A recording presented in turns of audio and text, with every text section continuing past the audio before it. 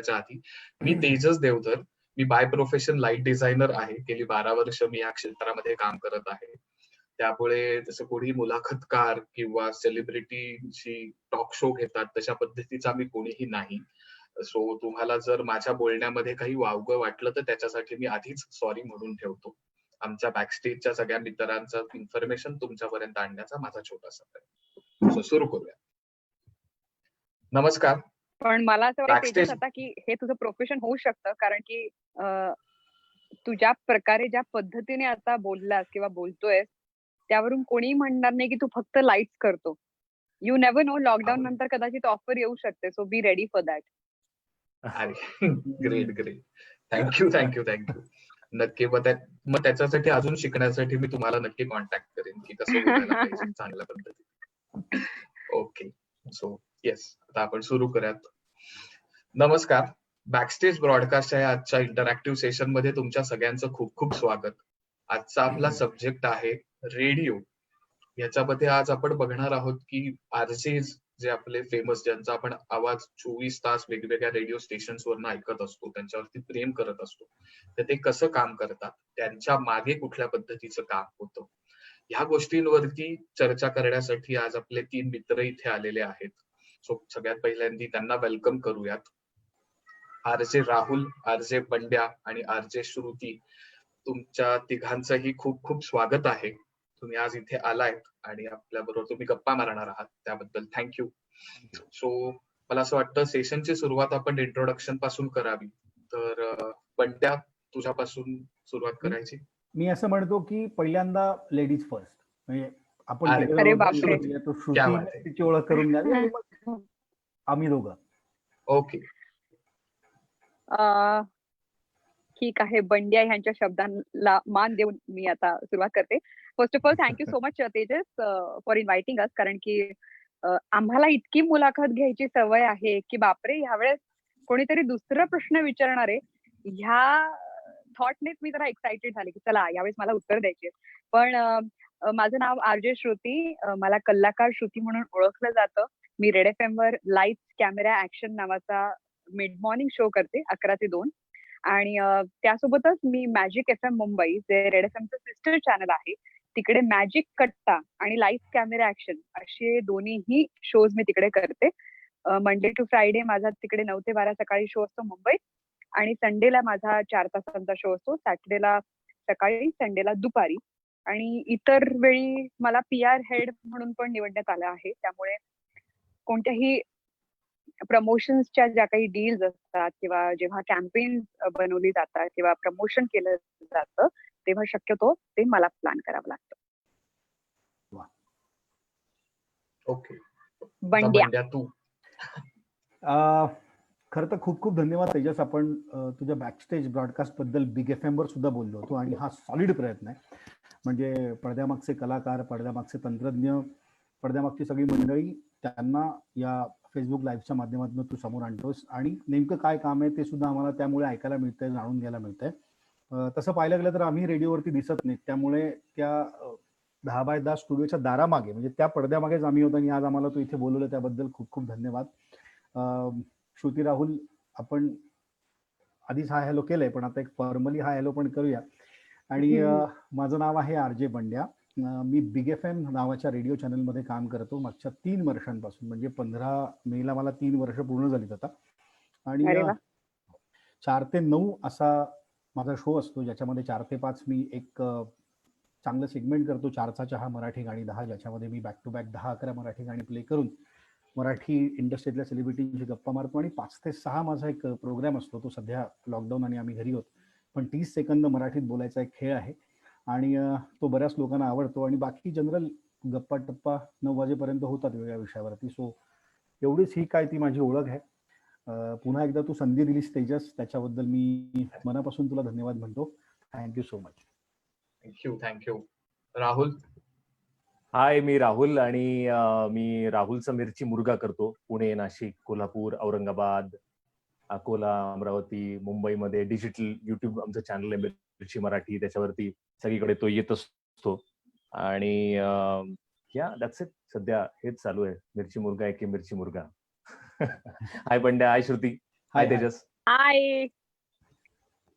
Thank you तुम्हाला तिघांनाही thank you. तुमच्या बरोबर बोलायचं आणि तुम्हाला प्रश्न विचारायचे ह्याचं मला एक वेगळं टेन्शन आहे. बट स्टील मी काही प्रश्न काढलेले आहेत.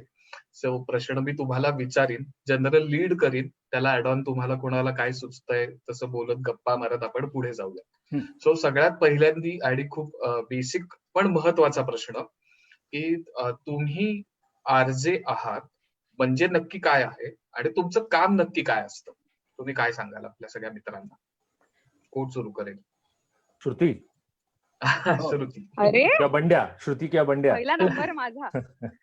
मला असं वाटतं की रेडिओ जॉकी म्हणशील तर बघ ना, म्हणजे इतर वेळी जेव्हा आपण आपला मूड जसा असतो, म्हणजे आपण जर सॅड असतो तर आपण सॅड गाणी ऐकतो. मग ती सॅड गाणी सुरू असतात, सॅडच सुरू असतात. पण हा मूड बनवण्याचा, हा सेट करण्याचं काम जे आहे ते रेडिओ जॉकी करतात. म्हणजे तुम्ही जेव्हा ट्रॅव्हल करत असता तुम्ही एका दिशेने विचार करत असता, पण त्याच वेळेला नुसतं गाणं न ऐकवता, समजा आज गुरुपौर्णिमा आहे, तर कदाचित कोणाच्या लक्षात नसेल किंवा कदाचित त्याला फक्त गुरुपौर्णिमा एवढंच माहिती असेल. पण जर का मी माझ्या गुरूंबद्दल बोलले, जर का मी अजून म्युझिक मधल्या काही गुरूंबद्दल बोलले, तर त्याबद्दलची इन्फॉर्मेशन जी आहे ती आम्ही आमच्या बोलण्यातनं देतो. ज्यामुळे नक्कीच एखाद्याचा मूड जो आहे तो डायव्हर्ट होतो, नॉलेज गेन होतं. कधी आम्ही हसवतो, कधी आम्ही इमोशनल करतो, पण आमच्या थ्रू आम्ही एक मूड सेट करण्याचा प्रयत्न करतो. असं मला वाटतं की आम्ही एक मीडियम आहोत, कॉमन मॅन आणि ऑथॉरिटीज किंवा सेलिब्रिटीज यांच्यामधला जो एक ब्रिज असतो, तो जो आहे तो आम्ही साधायचा प्रयत्न करतो, असं मला वाटतं. बंड्या. तुम्हाला काय श्रुतीने कोणाला ऍड ऑन करायचं? हा, म्हणजे श्रुतीने आता तसं बरंच सांगितलेलं आहे, पण रेडिओ जॉकी म्हणजे मी असं म्हणेन की रेडिओत गाणी कुठली कुठली प्ले होणार हे आधी ठरलेलं असतं आणि त्या गाण्यांना धरूनच खरं तर आम्हाला बोलायचं असतं. गाणी तुम्हाला ऐकवणं आणि मध्ये मध्ये आम्ही बोलणं आणि कुठला तरी एक विषय घेऊन त्यावरती बोलणं. जसं ती आता मगाशी म्हणाली की गुरुपौर्णिमा आहे, मग गुरुपौर्णिमेच्या निमित्तानं काही पर्सनल गोष्टी आम्ही सांगू, आम्ही तुम्हाला विचारू आणि कमी वेळेत जास्तीत जास्त मोठा विषय पण तितकाच तो गोड पद्धतीनं पोचवण्याचं काम असतं. आणि आम्ही नेहमी असं म्हणतो की रेडिओ जॉकीज आम्ही तुमचे सगळ्यांचे मित्र आहोत आणि तुम्हाला जे काही आम्हाला सांगायचं असेल ते आम्हाला सांगा. तुम्ही आमच्याकडे मन मोकळं करा. एखाद्या विषयावरती तुम्हाला व्यक्त व्हायचं असेल, मग तो विषय शहराचा असेल किंवा कुठला एखादा विषय असू शकतो, मग करमणुकीच्या दुनियेतला असेल, काही आणि त्यावर एखादा प्रश्न विचारणं, त्याच्यावरती काहीतरी बोलणं आणि लोकांना आपल्याकडे व्यक्त होण्यासाठी उद्युक्त करणं की त्यांना फोन करा किंवा आमच्याशी बोला, मेसेज करा, आम्हाला फेसबुकवर सांगा, इन्स्टावर सांगा, व्हॉटएव्हर जे काही आहे. पण रेडिओ जॉकी चा एक अर्थ मला असा वाटतो की आजकालच्या धकाधकीच्या या सगळ्या जीवनात फार नेहमीचं वाक्य आहे, खूप खूप इतकं ते घासून आता गुळगुळीत झालंय, पण तरी कुणाला ना कुणाचं ऐकण्यासाठी वेळ नाहीये. क्वारंटाईन घरामध्ये आहोत किंवा घरातच थांबले लॉकडाऊनमुळे वगैरे वगैरे, पण तरीही किती संवाद आहे मला माहिती नाही. कुणालाही एकमेकाचं ऐकण्यासाठी वेळ नाही असं आपण नेहमी म्हणतो, पण आम्ही खूप लकी आहोत की लोक आम्हाला ऐकण्यासाठी ट्यून करतात, हे फार महत्वाचं आहे. आणि म्हणून आमची जबाबदारी जास्त वाढते की लोकांनी, जर लोक आम्हाला ऐकण्यासाठी ट्यून करतायत, आमचं ऐकतायत, तर आम्ही त्यांचं ऐकलं पाहिजे. सो मला असं वाटतं की ह्या एका वाक्यात रेडिओ जॉकीची व्याख्या अशी होते की लोक तुम्हाला ऐकण्यासाठी ट्यून करतात, तर तुमच्यावर खूप जास्त जबाबदारी आहे, म्हणून त्यांना ऐका आणि त्यांना अन्न देण्याचा प्रयत्न करा. वा, ओके. राहुल, तुला ऍड ऑन करायचं काही? मी प्रश्न थोडासा हे म्हणजे रेडिओ जॉकी काय करतात पडद्यामागे असं तुला विचारायचं, बरोबर ना? बरोबर. ह्या दोघांनी क्रिएटिव्ह पार्ट बद्दल सांगितलंय. तुला पॉसिबल असेल तर तू टेक्निकल पार्ट बद्दल सांगितलंस, तो खूप आवडेल. टेक्निकल पार्ट बद्दल मी सांगायचं झालं तर मग म्हणेन की टीव्ही असेल किंवा आता डिजिटल मीडिया खूप स्ट्रॉंग झालेला आहे, तर त्याच्यामध्ये कसं होतं की तुम्हाला नेहमी तुमचं अटेन्शन देऊन, ती वेळ देऊन तुम्हाला ते पाहत राहावं लागतं किंवा वेळ द्यावा लागतो. रेडिओचं असं आहे की नुसतं ऑडिओ आहे, त्यामुळे तुम्ही घरात म्हणजे मी रेडिओ ऐकायचो जास्ती करून, ते आमच्या घरामध्ये सकाळी आवरताना वगैरे आपण सगळ्यांनी रेडिओ ऐकलेला आहे. सो काही ना काहीतरी प्रायमरी एक काम करत असताना सेकंडरी रेडिओ ऐकणं असं होतं. त्या निमित्ताने माझी मावशी आहे, ती तर रेडिओ फक्त एवढ्यासाठीच ऐकायची की बाकी काही घेणं देणं नाही, कुठलं गाणं चाललंय, काय चाललंय. तो येऊन तिथे टायमिंग सांगतो की आता 9:10 झालेत, अमुक झालेत, कंपनीची बस येणार आहे कारण का 9:35ला. असं पण आहे. सो असे वेगवेगळ्या युटिलिटी असेल किंवा मनोरंजन असेल किंवा माझा वेळ न जाता मला काहीतरी ऐकता येईल असं असेल. मॉडर्न काळामधला संदर्भ सांगतो की ऑन द रन मीडियम असल्यामुळे लोक ते ऐकतात. आणि श्रुती म्हणली तसं त्याच्यामध्ये नुसती गाणी ऐकवली किंवा नुसतं हे केलं तर ती मोनोटोनी होऊन जाईल. तर ती मोनोटोनी ब्रेक करायला आणि त्या दिवसाबद्दल काहीतरी स्पाइसअप करायला तो आरजे मध्ये येतो आणि ती मोनोटोनी ब्रेक करतो आणि मग ती मजा येते. म्हणजे मग ओव्हरऑल तो रेडिओ ऐकताना मग त्याच्यामध्ये तुम्हाला युटिलिटी मिळते, टाइम काय आहे, ट्रॅफिक झालंय का, कोरोनाची किती संख्या झाली आहे वगैरे वगैरे कळतं. आणि आणखी एक गोष्ट रेडिओची खूप छान आहे ती म्हणजे की रिडिंग सारखं आहे रेडिओ, की तुम्हाला पूर्ण चित्र नाही दिसत कुठेच टेलिव्हिजन सारखं, की चित्र पण दिसतंय आणि म्हणजे हे पण दिसतंय. उदाहरणार्थ जर कोणी एक बातमी दिली न्यूज चॅनलमध्ये की कोथिंबिरीचा भाव खूप कडाडून खाली पडलाय त्यामुळे कोथिंबिरीचा ढीग पडलाय, तर तो कॅमेरामन कॅमेरा पॅन करणार आणि कोथिंबिरीचा ढीग दिसणार वगैरे. पण हीच बातमी समज रेडिओवरती जर सांगितली की कोथिंबिरीचा भाव खूप खाली पडलाय, 5 पैशाला कोथिंबिरीचं एक गड्डी झाली वगैरे आणि हा बघा असं डोंगरा एवढा हिमालय एवढा ढीग पडलाय असं जर आरजे म्हटला तर प्रत्येक जण आपल्या मनात एक हिमालय इमॅजिन करतो की अच्छा हिमालय म्हणजे आपल्या पहिल्या मजल्या एवढा असेल, काही जणांचं म्हणणं आहे की अजून जास्त असेल. सो हे जे प्रत्येकाच्या मनात एक वेगळं चित्र निर्माण होतं रेडिओचं, पुस्तकासारखं आहे. पुस्तक पण प्रत्येक जण आपापल्या कल्पनाशक्तीने हे करतो. सो ती एक मजा आहे त्या रेडिओची. सो आणि ती मजा जी आहे त्याला एनहान्स करतो किंवा त्याला राईड करणारा जो असतो तो जॉकी म्हणजे रेडिओ जॉकी असतो. Great great. तुम्ही तिघांनी खूप छान पद्धतीने अगदी खरं आहे तसं. मला अजून एक पॉइंट सांगायचा आहे. राहुल बोल. म्हणाला ते अगदी बरोबर आहे. आजकाल म्हणजे सुरुवातीला नाटकामध्ये पण हे शिकवलं जातं की जेव्हा तुम्हाला एखादी गोष्ट पोचवायची आहे लोकांपर्यंत तेव्हा तुम्ही ती लहान मुलांना विचारा. जर ते कन्व्हिन्स्ड असतील, जर ते म्हणाले नाही मला बोर झालं, नाही किती बोर आहे, तर ते खूप जेन्युइन ओपिनियन देतात त्यांचं. तर आपल्याला लगेच कळतं. पण त्यांना छान संदर्भ देऊन आणि थोडी त्यात काही गोष्टी घालून जेव्हा बोलतो तेव्हा त्यांना ती फार आवडते. तर मला असं वाटतं की हा जसं म्हणाला राहुल की इमॅजिनरी वर्ल्ड तुमचं जे आहे ते प्रत्येकाची आपली बातमी बघण्याची पद्धत जी आहे ती वेगळी आहे. प्रत्येकाचा दृष्टिकोन वेगळा असतो.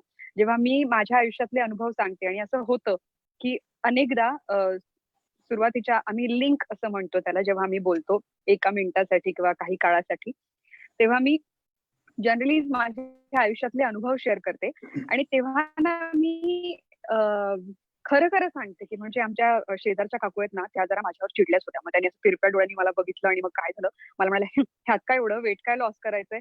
सो प्रत्येकाचा आपला आपला एक दृष्टिकोन जो आहे ना तो वेगळा येतो त्या गोष्टीमध्ये. बरोबर. आणि दुसरी इम्पॉर्टंट गोष्ट म्हणजे जेव्हा लोक आम्हाला बोलतात ना, सो मला असं वाटतं रेडिओ जॉकी एक थर्ड पर्सन असल्यामुळे त्यांना तो एक कम्फर्ट असतो की अरे हा माणूस मला जज नाही करणार, हा माणूस जजमेंटल नाहीये की अरे आता हा मला म्हणाला नाही हा तुझं चुकलं, तो जो समोरचा मुलगा होता ना तोच बरोबर आहे. कदाचित कधी कधी असं असतं जसं बंडे म्हणाला की कोणाला तरी हवं असतं की आपण आपल्या मनातल्या गोष्टी कोणीतरी ऐकून घ्यावं. आणि ते अनेकदा आमच्या सोबत आमच्या शोज मध्ये प्रत्येकाच्या शोज मध्ये हे झालंय. त्याने अनेकांच्या मनातले असे ते चोर कप्पे जे आहेत ते ऐकलेत आणि बंद ठेवलेत. त्यामुळे तसं पण एक काम रेडिओ जॉकीचं असतं. वा वा वा, भारी. म्हणजे ते नुसते आरजे गाणी प्ले करतात हे नसून त्याच्या मागे काय काय असतं आणि काय काय पद्धतीचं वर्क होतं याच्याबद्दल तुम्ही सांगितलं. मला अजूनही त्याच्यात थोडंसं अजून झूम करून असं विचारावंसं वाटतंय की मग तुम्ही आरजे ऍक्च्युअली काम कसं करता. म्हणजे तुमचा शो चालू असतो तेव्हा आम्हाला तुमचा आवाज ऐकू येतो ना, सो तुमच्या समोर काही इक्विपमेंट्स असतात का किंवा कशा पद्धतीने असतात शोला लाईव्ह जाण्याच्या आधी, जसं आता आपण तयारी करत होतो, तर ते काय असतं ते ऐकायला आम्हाला नक्की आवडेल. त्याच्याबद्दल सांगाल बंड्या तुम्ही? सांग रे. बंड्या तू सांगशील? हे मी सांगेन ना, का नाही. त्याच्या आधी माझे दुसरे मित्र निलेश नातू यांनी पण हाय हॅलो केले. तर निलेश तुम्हालाही हाय. आणि यादव विचारतात की कोणाची विकेट पडणार. तुम्ही पूर्ण वेळ पाहत राहा. तुम्ही पाहिलं नाही तर कदाचित माझी विकेट पडेल. मला वाईट वाटेल की तुम्ही माझं हे फेसबुक लाईव्ह पूर्ण पाहिलं नाही बॅकस्टेज ब्रॉडकास्टच्या निमित्तानं जे आम्ही करतो. सो नेहमी ना आपण मराठी पेपर पूर्वी जर आपण पाहिले ना तर तिथे असं लिहिलेलं असायचं की ह्या चित्रपटाचे हे खेळ, ह्या सर्कसचा हा खेळ, हा नाटकाचा खेळ, आपण ज्याला शो म्हणतो. सो आम्ही सुद्धा याला शो म्हणतो आणि तोही आमचा एक खेळ असतो. आणि खेळ म्हटला ना की मग खेळासाठी वेगळ्या साहित्याची गरज पडते आपल्याला. सो टेक्निकली म्हणशील तर समोर कन्सोल असतो 12 फेडरचा. मला ते फेडर मोजायला फार मजा येते. मी 13 वर्ष झाली आहेत पण मी तरी 12 फेडर मोजत असतो आणि त्याची मजा घेत वा. असतो. हा म्हणजे 13 वर्ष झालेली असली तरी ते 12 फेडर जे आहेत ना ती खरं तर आमची दुनिया आहे. म्हणजे एखाद्या क्रिकेट प्लेअरसाठी क्रिकेटची बॅट असू शकते, हॉकीसाठी हॉकीची ती स्टिक असू शकते किंवा काही म्हणजे एखाद्या फोटोग्राफरसाठी कॅमेरा असू शकतो. आमच्यासाठी तो कन्सोल म्हणजे खरं तर तो आमच्या शोचा आत्मा आहे. पुढे 2 मॉनिटर असतात. त्या मॉनिटरवरती तुम्हाला लॉग दिसत असतो. लॉग म्हणजे जी गाणी दिवसभर सेट केलेली असतात ती गाणी समोर सुरू असतात. तुम्हाला कुठे बोलायचं आहे ते माहिती असतं. जाहिराती कुठे येणार आहेत ते असतं. बाकी बरेच प्रकार आहेत. मग त्याच्यात प्रोमो असेल किंवा इतरही गोष्टी असतात. इंटरस्टेशल जसं राहुल मुरगा करतो तर त्याला इंटरस्टेशल किंवा स्पार्कलर प्रत्येक रेडिओ स्टेशनवर ते शब्द वेगवेगळे असू शकतात. सो हे सगळं सुरू असतं आणि आम्हाला दिसत असतं की आपल्याला कुठे बोलायचं आहे. स्टॉप मार्कर नावाचा एक प्रकार असतो. ते तिथे लावलं की मग माईक ऑन करणं, पीजीएम आम्ही ज्याला म्हणतो ते ऑन करणं आणि मग रेडिओवरती बोलणं. मिनिटभर 1.5 मिनिटभर मूड असेल तर 2-2.5 मिनिटं वगैरे बोलून मग ते बोलणं थांबवणं आणि मग माईक ऑफ करणं. माईक ऑफ करणं ही फार महत्वाची गोष्ट आहे. म्हणजे ठीक आहे, लोक असं म्हणतात की रेडिओ जॉकीज खूप बोलतात, पण बोलणं झाल्यानंतर माईक ऑफ करणं ही फार महत्वाची गोष्ट आहे. आणि हे सगळं टेक्निकल समोर असतं आणि आजकाल काही सिनेमांमधनं पण आपण पाहिलं कन्सोल कसा असतो किंवा मॉनिटर समोर जे असतात ते कसे असतात. आम्ही आर्जस पण बऱ्याच वेळा लाईव्ह करतो, स्टुडिओतनं करतो. आजकाल ती फार मला माहित नाही तो का आलाय, पण तो ट्रेंड आलाय की स्टुडिओतनं लाईव्ह करणं, हे सगळं दाखवणं. आणि तसं सोपं असतं रे. म्हणजे काय ही अगदीच तांत्रिक तसं गोष्ट काही आहे. आवड हा श्रुती राहुल तुम्ही काय सांगाल? जनरल तू म्हणलास त्याच्यात एक जनरल विचारतो. मुन्नाबाईच्या त्या सिरीज मध्ये विद्या बालन आरजे असते. सो ती जे ग्लॅमरस तिचं सगळं काम असतं तसंच ग्लॅमरस काम असतं का जरा टेक्निकल आणि डोक्याला स्ट्रेस वालं काम असतं थोडंसं? नाही बाबा, हे बघ सोपं आता असलं काय तरी. माहितीये तेजस, आता तू लाईट डिझायनिंग करतोस राईट? बरोबर त्यातनं तुला पैसे मिळतात. बरोबर. कष्टाचं काम आहे. हो. जगात ज्या कामातून आपल्याला पैसे मिळतात ते ते ते सगळं काम कष्टाचं आहे रे. ग्लॅमर वगैरे फार नंतर आहे. त्यात मेहनत आहे, त्यात कष्ट आहे, त्यात Yes. ताणतणाव आहे, सगळं आहे. पण त्या स्टुडिओमध्ये आम्ही असतो तेव्हा आम्ही राजे असतो, श्रुती राणी असते आणि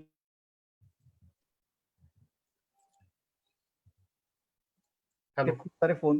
हॅलो. हा तू कट झालास आय थिंक हा. मध्ये. सो आवाज कट होतोय. हा आता येतोय? येस हा, येतोय ते- येतोय. हा. बोल. तर स्टुडिओ असतो आणि त्या स्टुडिओमध्ये आम्ही बोलत असताना आम्ही त्याचे राजे असतो आणि श्रुती असेल म्हणजे कोणी फिमेल रेडिओ जॉकी असेल तर ती राणी असते. लोक आपल्याला ऐकतात, छान वाटतंय. प्रश्न विचारला तर तो कन्सोल आमचा असतो. एक 6-7 फोन कॉल्स 8 फोन कॉल्स त्याच्यावर एका वेळी येतात. तर ते पाहून सगळं समाधान वाटतं. पण ते 1.5 मिनिट किंवा 2 मिनिट बोलणं मात्र खूप जास्त कष्टाचं असतं किंवा मेहनतीचं असतं आणि ते फक्त आम्हीच जाणतो. त्यामुळे ज्या कामातनं तुम्हाला पैसे मिळतात तर ते खरंच कष्टाचं आहे, मेहनतीचं आहे. आणि स्टुडिओच्या बाहेर पडलं की मग ग्लॅमर वगैरे या सगळ्या गोष्टी आहेत की लोक तुम्हाला बरोबर. भेटतात, बोलतात, फोटो काढतात. सुरुवातीला सह्या घ्यायचं तेव्हा इतके भारी कॅमेरावाले फोन नव्हते, पण आता फोटोग्राफ्स आणि मग ते इन्स्टावर टॅग, मग ते फेसबुकला टॅग, असं सगळं सुरू असतं. पण त्या स्टुडिओच्या आतमध्ये मात्र मेहनत असते. स्टुडिओच्या बाहेर खरंय. तू म्हणशील ते ग्लॅमर वगैरे ते थोडंफार मिळतं आणि लोक प्रेम करतात म्हणून ना. सगळ्यांना खूप धन्यवाद आहे त्याबद्दल.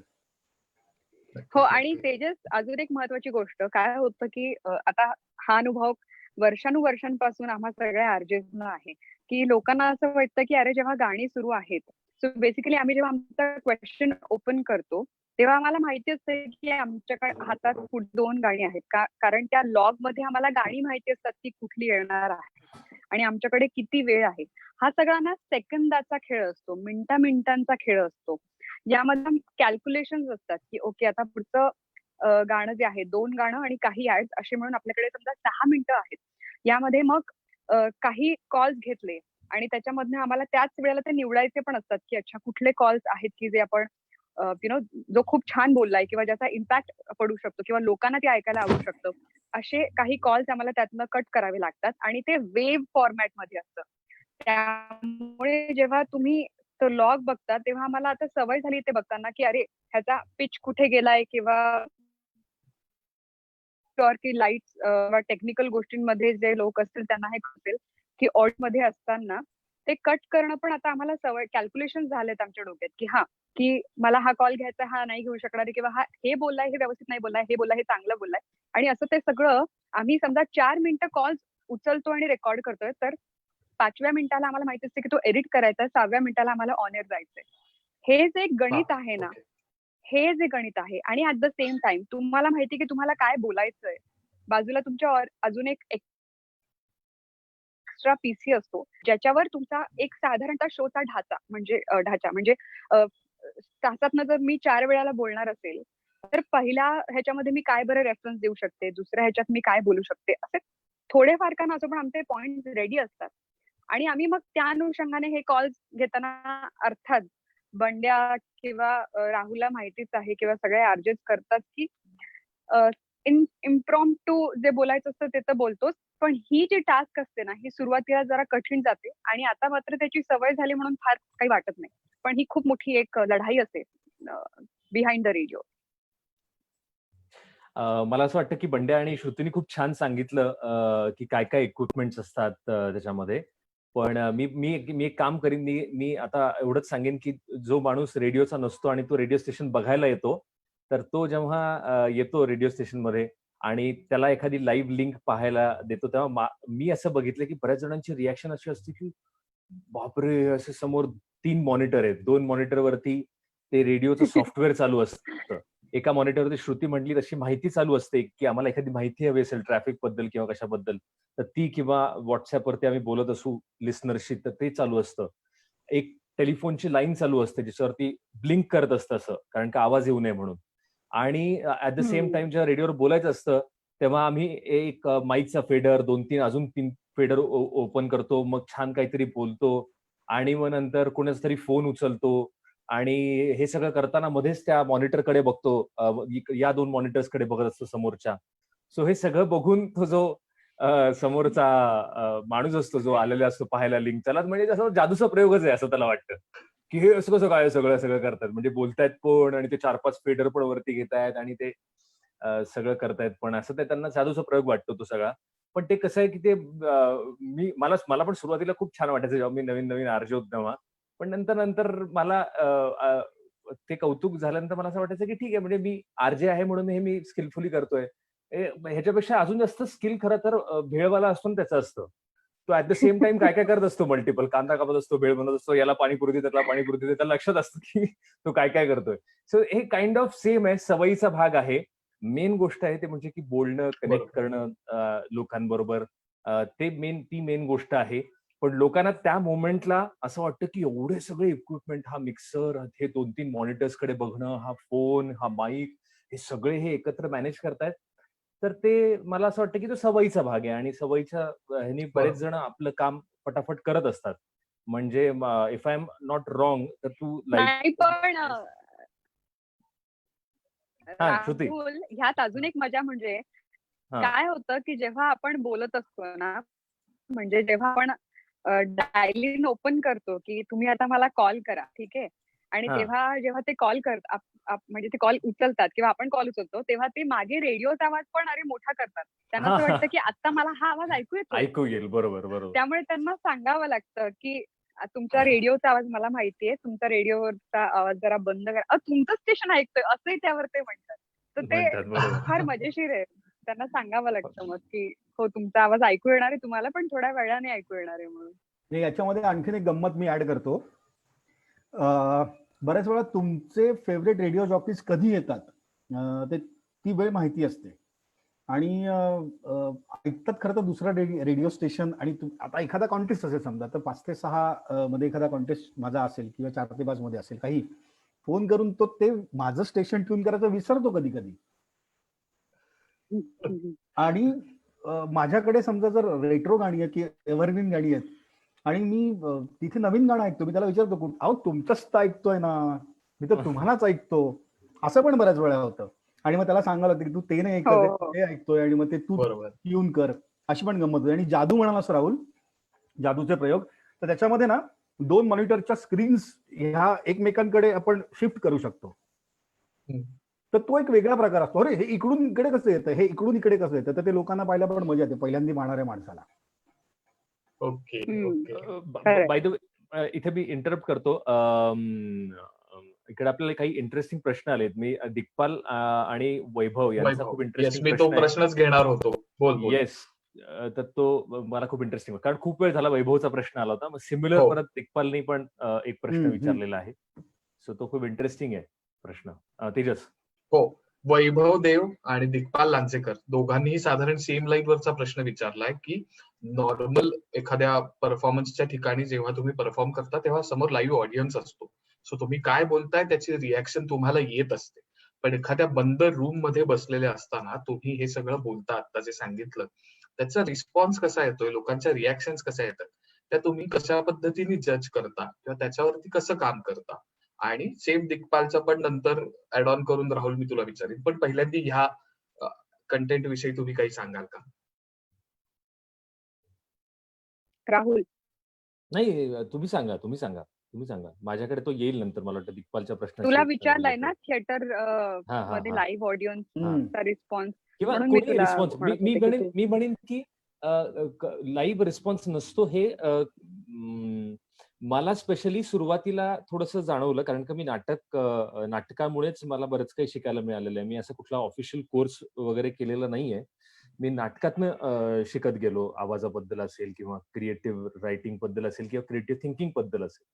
तर नाटकामध्ये एक फार ती मजा असते की समोरासमोरच तुम्हाला रिॲक्शन मिळते आणि तुमच्या अख्ख्या नाटकामध्ये काही रिॲक्शन आली नाही, लोकांनी काही दाद दिले नाही, तर नंतर नाटक संपल्यानंतर त्यांच्या डोळ्यातनं पण आपल्याला रिॲक्शन मिळते की काय काय करताय ते म्हणजे नका करू असं वगैरे अशी पण रिॲक्शन मिळते. पण रेडिओवरती असं काहीच नसतं. सो हे खूप चॅलेंजिंग होतं असं मी म्हणेन. कारण का आता बदललंय. आता डिजिटली लवकर रिॲक्शन येतात. कारण का प्रत्येक रेडिओ स्टेशनचे स्वतःचे WhatsAppचे नंबर्स आहेत. प्रत्येकाचे अकाउंट्स आहेत. तर त्याच्यावरती पटापट आता लोक रिॲक्ट होतायत. पण अर्थात इमिजिएट रिॲक्शन नसते. जशी थिएटरमध्ये असते किंवा एखादा स्टँड-अप कॉमेडियन जेव्हा करतो तेव्हा असते. तशी रिॲक्शन नसते. पण मला असं वाटतं की ते जास्त चॅलेंजिंग आहे. कारण का काहीच रिॲक्शन नाहीये. हवेत गोळीबार आहे. तरी सुद्धा तो व्यवस्थित झाला पाहिजे आणि योग्य काय म्हणतात त्याला जो निशाण आहे किंवा मार्क आहे त्याच्यावरती गेलं पाहिजे. तुमचं बोलणं किंवा इंटेंडेड पर्पज त्यांनी हे केलं पाहिजे. सो त्यामुळे ते हो, चॅलेंज पण पण आहे. तरी पण कम्प्लिटली रिस्पॉन्स नाहीच मिळत असं नाही होत. म्हणजे अर्थात कॉल्स येतात तेव्हा आपल्याला कळतं की लोकांना काय म्हणायचंय. कारण एखादा डायलिन एखादा इमोशनल असतो, कधी एखादा फनी असतो आणि पटकन लोकांना कनेक्ट होतं आणि असं वाटतं अरे मला आता हे सांगायचंय. त्यामुळे तेव्हा रिॲक्शन्स मिळतात. थोडा डिले जरी असला त्यामध्ये काही सेकंद जातात तरी पण तेव्हा लगेच कळतं की अरे हे वर्क करतंय किंवा हे वर्क नाही करत आहे. आणि असे अनेकदा डायलिंग झालेत. म्हणजे फॉर एक्झाम्पल गणवेश नावाचा सिनेमा आला होता ज्याचं प्रमोशन अर्थात होणार होतं. यासाठी इंटरव्ह्यूसाठी कलाकार आले होते आणि तेव्हा सहज म्हणून गुगलवर सर्च केला की किती मुलांना गणवेश मिळतो बरं. तर त्यामध्ये आली ती संख्या आणि त्यावरनं कळलं की साधारणतः कारण आपणही बघत आलोत की आपल्या ज्या हाऊस हेल्प करणाऱ्या ज्या बायका असतात त्यांच्या मुलांच्या पण अंगावर कधी-कधी तो गणवेशच असतो. आणि म्हणून मग विचार आला डोक्यात की आपण जर का एक गणवेश डोनेट करू शकलो तर आणि कितीचा असेल साधारणतः 500चा असेल ना, मग आपण एक ₹300-350 मागवूयात. बघूयात वर्क करतंय का? देईल का कोणी मदत करेल का?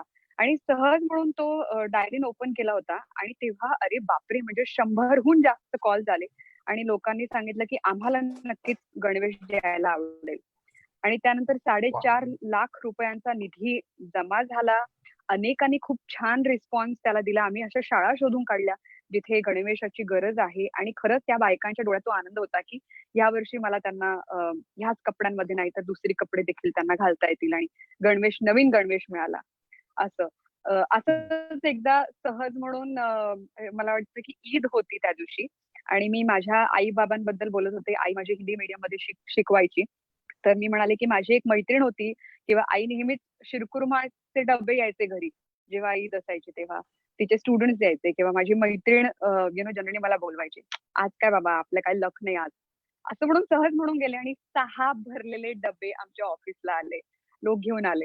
आणि मग तिथे मग ऑफिसमध्ये फार मग सुरू झालं लोकांचं की अगं मग पुढच्या वेळेस जरा आलू पराठा वगैरे म्हणशील वगैरे. पण असे पण रिस्पॉन्स येतात, असे येतात पण येतात कॉल्स येस. येतात आणि त्यातनं खरंच खूप आनंद मिळतो की अरे किती छान. आणि आपलं बोलणं किती मनापासून एखादा माणूस ऐकतोय ना, हे कधी कधी इमोशनल क्वेश्चन मधनं पण खरंच पोचतं. मला वाटतं ह्याचे एक्झाम्पल्स बंड्याकडे पण असतील. मी खूप बोलली. बंड्या बोल. नाही नाही, बेसिकली वैभव देव म्हणतात की do you miss real time response of the audience Wien you do the show in close room. गोष्ट खरी आहे. मला वाटतं श्रुती तुही स्टेज केलं असेल, राहुलने तर केलेलंच आहे. हो. मी पण नाटकात नंतर काही राज्यनाट्यामध्येही काम केलंय. गंमत अशी आहे ना की दिग्पाल दा तर फार मोठा दिग्दर्शक आहे. दिग्पाल दा जेव्हा एखादा सिनेमा आपल्या समोर प्रेझेंट करतो किंवा जनरल एखादी टीव्ही मालिका असेल, तेव्हा अगदीच न्यूज चॅनलवरचे अँकर्स असतील, त्यांना आपण टीव्हीवरती पाहतोय, त्यांना त्यावेळी कळत नसतं त्यांना किती लोक पाहत आहे. पण ते तितक्याच मनापासून अभिनय करतात, ते तितक्याच मनापासून बातम्या सांगतात, ते तितक्याच मनापासून त्यांचं जे काय कंटेंट आहे ते डिलिव्हर करण्याचा प्रयत्न करतात. सो आम्ही स्टुडिओमध्ये असताना सुद्धा याच विचारात असतो की आपल्याला पण खूप लोक ऐकतात आणि आपण जे बोलतोय कदाचित त्यांना ते आवडत असेल, नसेल आवडत तरी ते आपल्याला फोन करून सांगतील किंवा आपण जे बोललोय त्यावर ते काहीतरी पॉझिटिव्ह रिस्पॉन्स देतील. अर्थात ते त्या क्षणी होत नाही, मग टेलिव्हिजनच्या बाबतीत पण असंच आहे. म्हणजे आता मी जे बोलतोय ते जर काही लोकांनी इथे कमेंट कळणार आहे, पण जी लोक आता पाहतायत त्यांना नेमकं काय वाटतं हेही मला कळत नाही. पण जे मी काय बोलतोय ते मनापासून बोलण्याचा प्रयत्न करतोय किंवा जे काही मला वाटतंय ते मी व्यक्त होण्याचा प्रयत्न करतोय. शेवटी सुरुवातीलाच जसं सांगितलं की आम्ही एखादं चित्र निर्माण करतो, ज्याला थिएटर ऑफ माइंड असा एक शब्द आहे रेडिओमध्ये. सो आम्ही बोलताना सुद्धा आमच्या मनाचं सुद्धा थिएटर असं बनवतो की येस आपल्याला बाहेर खूप लोक ऐकतायत. आणि दोघांनाही असा अनुभव असेल की एखादा प्रश्न इमोशनल असेल किंवा अगदीच खूप साधाही प्रश्न असतो किंवा आता पाऊस पडतो आणि कांदा भजीची रेसिपी मला फोन करून सांगा, त्याकरता तुम्हाला हजारो फोनही येऊ शकतात खूपच असा नॉर्मल प्रश्नासाठी. पण एखादा तुम्ही सिरियस प्रश्न केला तर फोन येत नाही, कधी कधी वाट पाहावी लागते फोनची सुद्धा. सो याचा अर्थ असा नसतो की ऑडियन्स तुम्हाला ऐकत नाही, पण कदाचित त्या प्रश्नाचं तो प्रश्न त्यांना भिडलेला नसतो आणि तिथे आम्ही कमी पडलेलो असतो. मनात हे सुरू असतं की आपल्याला लोक ऐकतायत आणि आपण त्यांना काही विचारावं, त्यांनी पार्टिसिपेट आमच्याबरोबर करावं, तर ते करतील. मला वाटतं हा विश्वासच त्यावेळेचा आमचा रिअल टाइम रिस्पॉन्स आहे असं मला वाटतं. कधी कधी सहज म्हणून टेस्ट म्हणून सुद्धा आम्ही एखादा प्रश्न विचारतो, सहज म्हणून विचारतो, तर त्याला सुद्धा लोक रिस्पॉन्स करतात. कधी कधी तुम्ही टाइम चेक देताना जर चुकलात, म्हणजे 9:20 झाली असं म्हणत असताना जर तुम्ही चुकून 9:22 म्हणालात ना, तर काही हुशार लोक तुम्हाला मेसेज करतात आणि सांगतात की अरे तू 9:22 म्हणालास, 9:20 झालेले आहेत. इतकी लोक आहेत. त्यामुळे आणि सुरुवातीला जसं राहुल म्हणाला की सुरुवातीला असं वाटतं की आपल्याला कोणी ऐकतंय की नाही, अरे मग कसं होणार काय होणार, पहिले 2, 5, 6 महिने असं वाटतं. पण एकदा सगळं रुटीन सुरू झालं की लक्षात येतं की येस हे सुद्धा एक टीव्ही सारखं किंवा एखाद्या सिनेमासारखं तो समोर आहे. आणि ठीक आहे, तुम्ही थिएटरमध्ये जाऊन पाहू शकतात लोक काय रिस्पॉन्स देत आहेत किंवा काय टाळ्या वाजवत आहेत का, त्यांना ते आवडतंय का. पण तितक्याच आपण काय म्हणतो की डेडिकेशननी आम्ही तिथे बोलत असतो.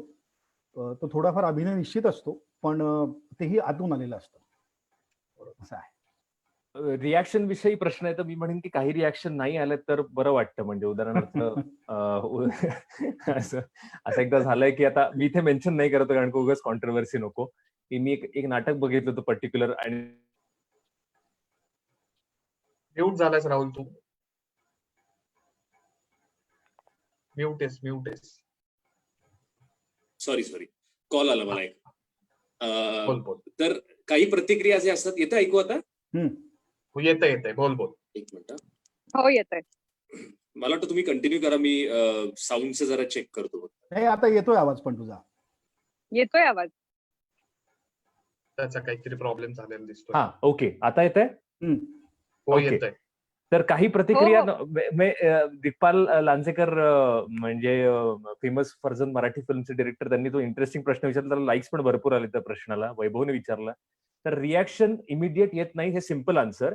पण काही रिॲक्शन येतात तेव्हा त्या नको पण वाटतात. जसं प्लेझर मिळतं काही रिॲक्शन मधनं, जसं श्रुतीने सांगितलं तिने सोशल कॉजसाठी केलं. सोशल कॉजसाठी पण एक प्रश्न इथं आलेला आहे.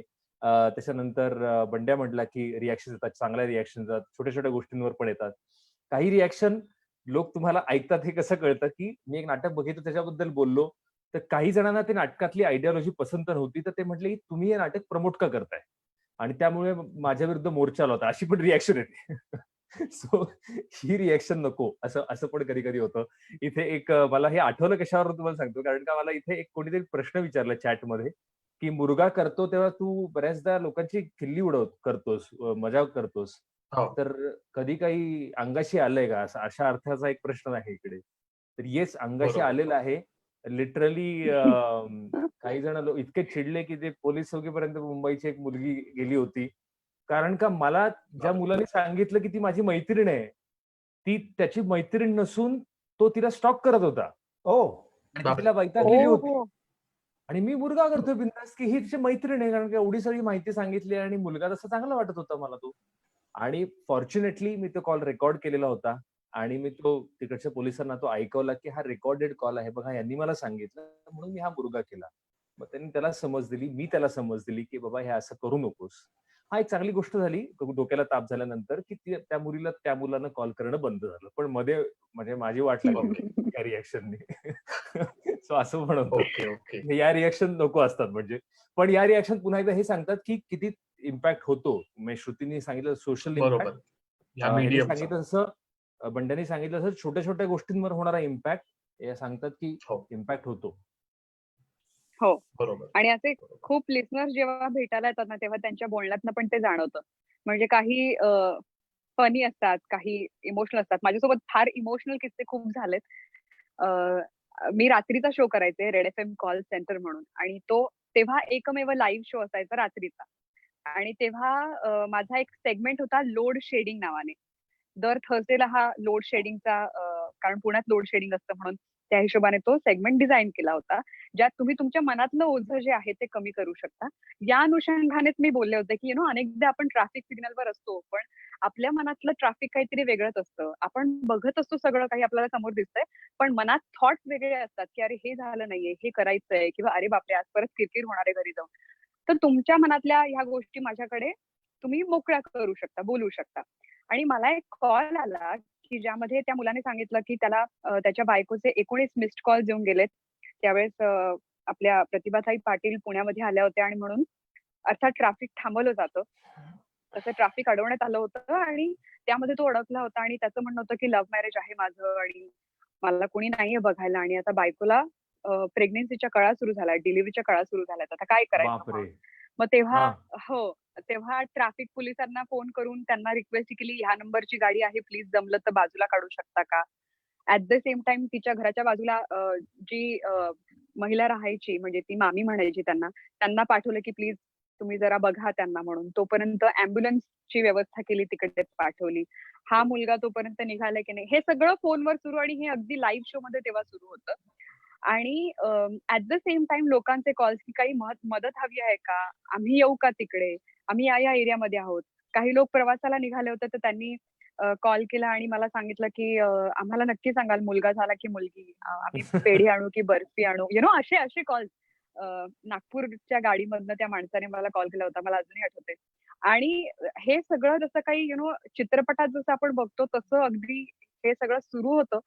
फायनली ती मुलगी हॉस्पिटलला पोहोचली. पहिल्यांदा त्या मुलीची आई जावयाशी बोलली. ते पण सगळं ऑनर गेलं, की मी ह्याला माफ करते वगैरे म्हणून. आणि 12 वाजता 12:30 वाजेपर्यंत माझी वेळ असायची. 12:30 वाजेपर्यंत हे सुरू होतं आणि आता मात्र मला शो बंद करावा लागणार होता. आता काय करायचं? तोपर्यंत तिला त्या हॉस्पिटलमध्ये नेलं होतं आणि काहीतरी कॉम्प्लिकेशन झाले. त्या बाळाची नाळ जी आहे ती गुंडाळल्या गेली आईच्या ह्याला आणि त्यामुळे आता डिलिव्हरी होऊ शकत नाही वगैरे. आणि आता शो तर बंद करायचा आहे. काही कळेना काय करावं, काय करावं? ह्या नोटवर मी शो संपवला आणि सकाळपर्यंत मला झोपच येईना, की काय करावं? मी त्याला माझा प्रायव्हेट पर्सनल नंबर दिला, की तू प्लीज मला मेसेज कर, की काय झालंय? आणि फायनली सकाळी मला त्याचा मेसेज आला, की मला मुलगा झालाय म्हणून. आणि मग आम्ही त्याचं रेड एफएमवर नामकरण केलं, की "ये था रेड एफएम का लाल" असं म्हणून मग ते कॅम्पेन झालं. सो यू नेव्हर नो, की एखाद्या शोमध्ये काय होईल, काय घडेल. पण त्यावेळेला तुम्ही वाह! काय करायला हवं, हे तुम्ही थोडंसं लक्ष देऊन करायला हवं. So that was like big experience to me. म्हणजे मी विसरू शकत नाही. अविस्मरणीय खरंच एक्सपिरियन्स. खूपच अविस्मरणीय किस्सा सांगितलास तू. खूपच भारी गोष्ट आहे ही. तर ह्या सगळ्या गप्पांबरोबरच मला एक महत्वाचा प्रश्न विचारावासा वाटतोय. राहुल, तू सांगू शकशील का की रेडिओ चॅनल ऍक्च्युली कसा वर्क होतो? मी आता एवढे सगळे आपण छान इमोशनल क्रिएटिव्ह गोष्टींविषयी बोललो, पण ते ज्या माध्यमातून सगळ्यांपर्यंत ऐकू येतं, ज्या माध्यमातून हे शोज चालू असतात, तर एखादा रेडिओ चॅनल कसा वर्क होतो, काय गोष्टी असतात त्याच्यामध्ये, ह्याच्याबद्दल थोडक्यात तू काही सोप्या भाषेत सांगू शकशील का? ज्यांना माहिती नसेल त्यांना पण आवडेल ऐकायला. नाही, हा खूप इम्पॉर्टंट प्रश्न आहे. म्हणजे रेडिओ जॉकीज ना प्रसिद्धी मिळते, पण याच्या मागे खूप मोठी टीम आहे. म्हणजे आपण क्रिएटिव्ह जर म्हटलं, ज्याला प्रोग्रामिंग टीम सुद्धा म्हणतात रेडिओच्या भाषेमध्ये. तर क्रिएटिव्ह टीम मध्ये कॉपी रायटर्स असतात, जे कॉपीज म्हणजे ते जाहिराती लिहिण्याबरोबरच रेडिओवरती काय काय आयडियाज करायच्या, किंवा अमुक करायचं का, तमुक करायचं का, अशा ज्या मीटिंग्स होतात त्याच्यामध्ये इव्हन आरजेसना पण हेल्प करतात किंवा क्रिएटिव्ह डिस्कशनचा भाग असतात.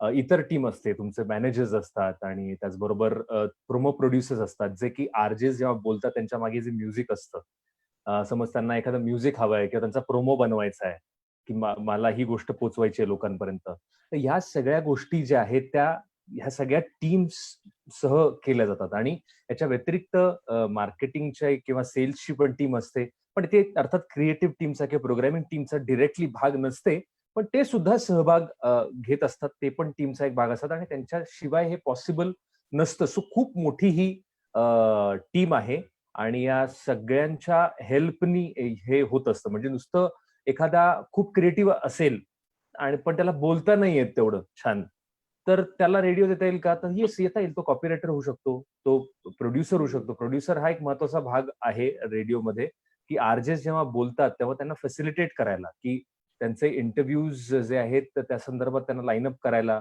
किंवा कॉन्टेंट सर्च करायला, असे बरेच जण त्यांना हेल्प करायला, असिस्ट करायला किंवा लीड करायला सुद्धा किंवा गाईड करायला सुद्धा काही असे प्रोड्युसर्स असतात, की जे मे बी स्वतः बोलण्यात तेवढे फ्लुएंट नसतील, पण आयडिएशन मध्ये ते खूप ग्रेट असतात.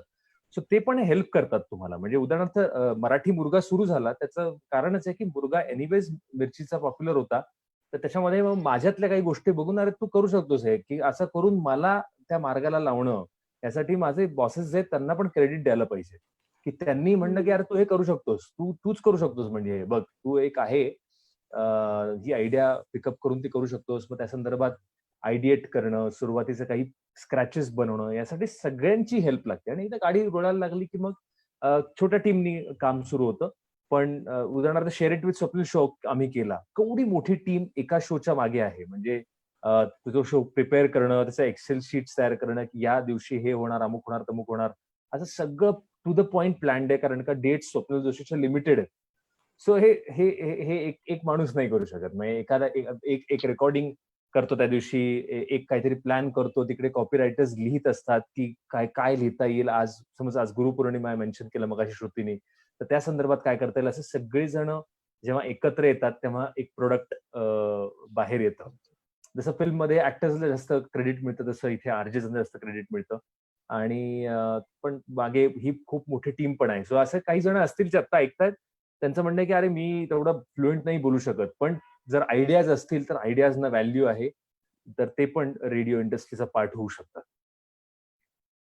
क्या बात आहे, क्या बात आहे. तुम्हाला कोणाला ऍड करायचं ह्याच्यात? नाही, जसं राहुल म्हणाला तसं मला असं वाटतं की आम्ही आता कारण आम्ही एका स्टेशनमध्ये आधी काम करायचो मी आणि राहुल. त्यामुळे मला माहिती आहे की राहुलची क्रिएटिव्हिटी किती अप्रतिम आहे. जेव्हा केव्हा आयडियाजसाठी आम्ही बसायचो तेव्हा राहुलच्या आयडियाज खूप इंटरेस्टिंग असायच्या. तर हे टीम वर्क असतंच. पण जसं राहुल म्हणाला की फक्त रेडिओ जॉकी म्हणूनच तुम्हाला ग्लॅमर आहे आणि प्रसिद्धी आहे असं नाहीये. त्यामागे जी टीम असते म्हणजे कॉपी रायटर आहे जो उत्तम लिहू शकतो. ऍड्स फार महत्वाच्या असतात. त्या किती इम्पॅक्टफुली तुमच्यापर्यंत पोहोचतायत, त्या किती इंटरेस्टिंग साउंड करतायत. कोणाकोणाला जिंगल्स लक्षात राहतात. लहान मुलं जिंगल्स गाताना आपल्याला दिसतात. ते पण तेवढंच महत्वाचं आहे. म्युझिक जे आहे, म्युझिक कंपोजर जरी तुम्ही नसलात, पण तुम्हाला म्युझिकची आवड आहे, तुम्हाला थोडंसं टेक्निकली त्यामधलं कळतंय, बॅकग्राऊंड स्कोर देता येत असेल, तर हो, त्याची खूप गरज असते रेडिओ या माध्यमामध्ये. अशा अनेक गोष्टी आहेत की ज्या तुम्ही रेडिओमध्ये एक्सप्लोर करू शकता. आणि तुम्ही मार्केटिंगमध्ये चांगले असाल तर रेडिओचे पण इव्हेंट्स असतात की ज्यामध्ये पण तुम्हाला नवीन नवीन कल्पना द्याव्या लागतात. ते इव्हेंट्स घडवण्यासाठी पण अर्थात ती टीम लागते. तसं तुम्ही काहीतरी करू शकता. एक क्लायंट सोल्युशन म्हणून असतं. एक पोस्ट आहे ज्यामध्ये बेसिकली समजा एखादा प्रॉडक्ट आहे, टूथपेस्ट आहे किंवा कुठले एक प्रॉडक्ट घे. मग ते रेडिओ जॉकी कसं काय कॉमन लोकांपर्यंत ते पोहोचवू शकतो आणि काय कॅम्पेन आपण करू शकतो ज्याने त्याचं प्रोडक्ट पण विकलं जाईल, रेडिओमध्ये पण पैसे येतील, ऍड्स येतील आणि ते एंटरटेनिंग पण होईल. अशा दृष्टीने त्याला ते सोल्युशन द्यावं लागतं. म्हणून त्याचं नाव क्लायंट सोल्युशन असं असतं. सो असे अनेक डिपार्टमेंट्स आहेत जे रेडिओमध्ये अवेलेबल आहेत. For that you must try. True. ह्याच्या बरोबरच मला एक एक्झाम्पल म्हणून सांगू शकलात तर, की जसं आता रेडिओवरती बऱ्याच वेळेला गाणी असतात, मग त्याच्यानंतर मध्ये मध्ये तुम्ही बोलता, मग ऍड्स ऐकू येतात. तर एक लाइटर नोट वरती की बऱ्याच लोकांचं म्हणणं, अरे ऍड का लागली? मग ते बऱ्याच आता राहुल, जसं आम्ही अनेक वर्ष मित्र, सो काही लोक मला पण मेसेजेस करून म्हणतात, अरे यार राहुलला सांग ना, छान चालू होतं, ऍड कशाला लावली त्यांनी? सो मला असं कधी अरे नाही, त्यांनी नाही ऍड लावली, त्याच्या मागे काहीतरी विचार असतो. तर असं ह्या प्रोग्रामिंग, मी जनरल मजा म्हणून म्हणतोय तशा ह्यानी लाइटर नोट वरती की कशा पद्धतीने कुठे कुठली ऍड लागेल किंवा काय असेल, त्या पद्धतीने काही प्रोग्रामिंग असतं का, किंवा त्या पद्धतीने पण शेड्यूल प्लॅन केलं जातं का? बेसिकली मॉर्निंग शो आणि इव्हनिंग शो म्हणजे जनरल सगळं सांगून टाकू नकोस हा बंड्या.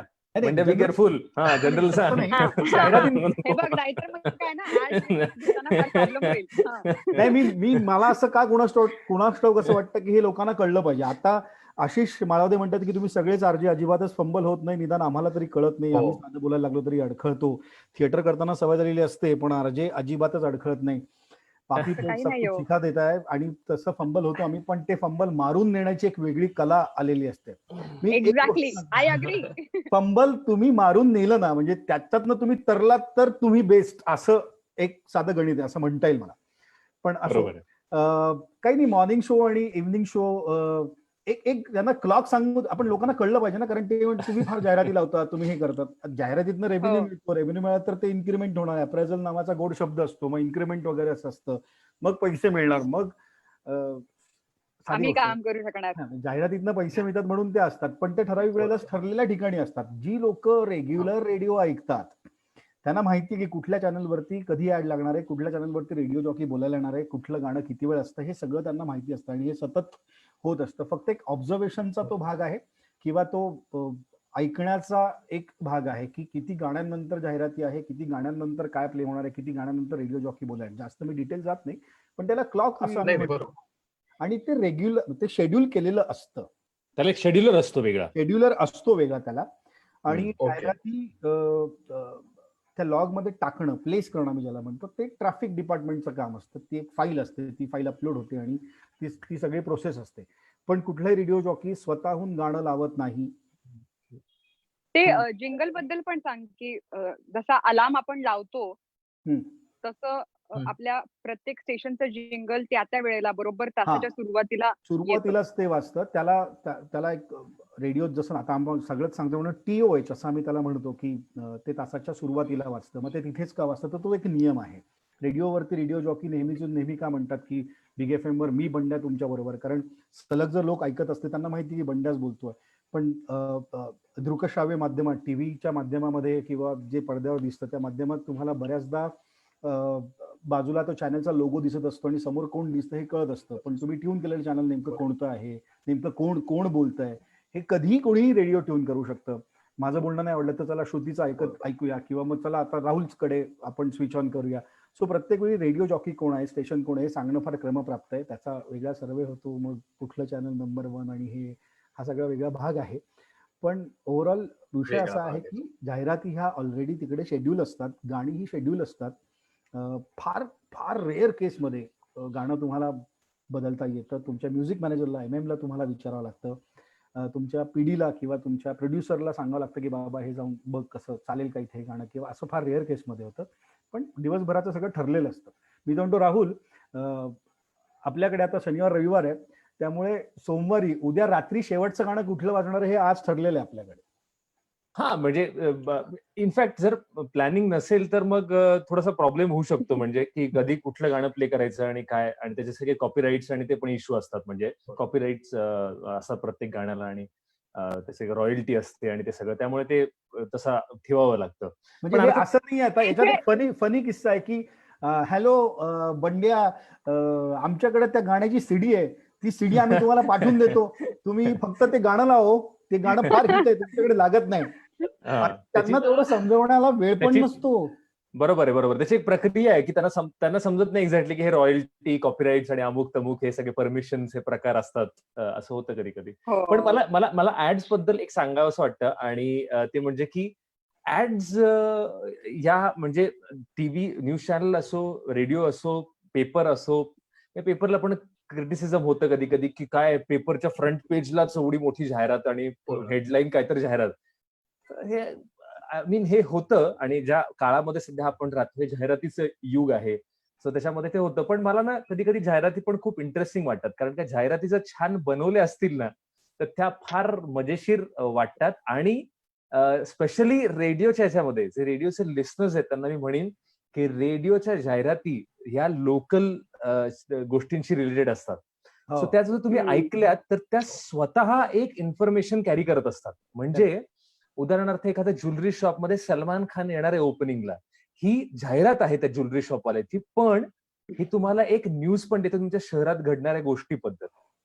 एका जवळच्या कुठेतरी नवीन प्रोजेक्टचं ओपनिंग होणार आहे आणि तिकडे अमुक अमुक सोसायटी नवीन सुरू होती, मे बी तुम्हाला तुमच्या मित्राला कोणाला तरी घर घ्यायचंय.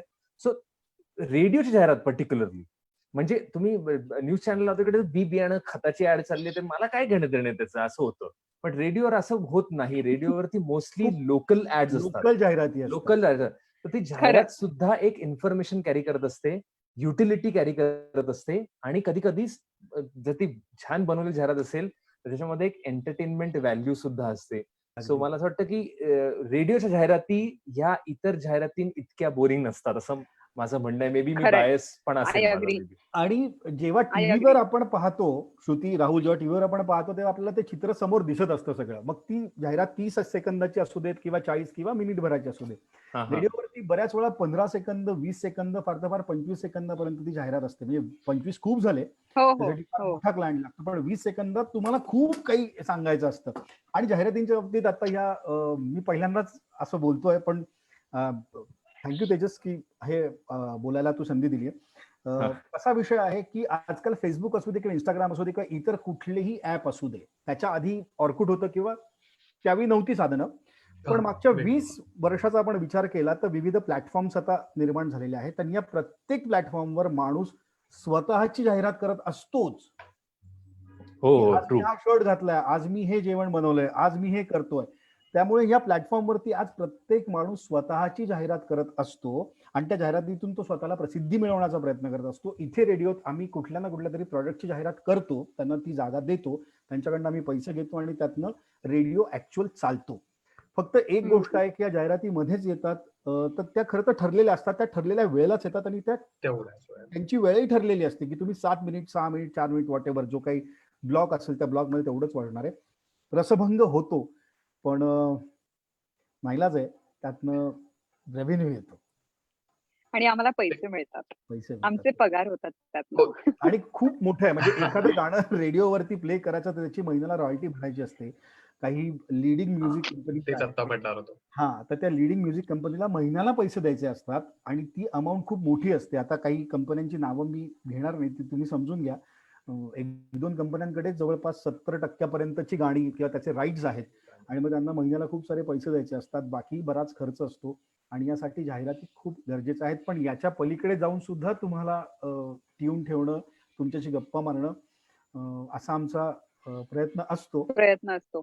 इकडे सुहास वैद्य आहे ज्यांनी विचारलंय, प्रत्येक आरजेला विजय व्हायची इच्छा असते का?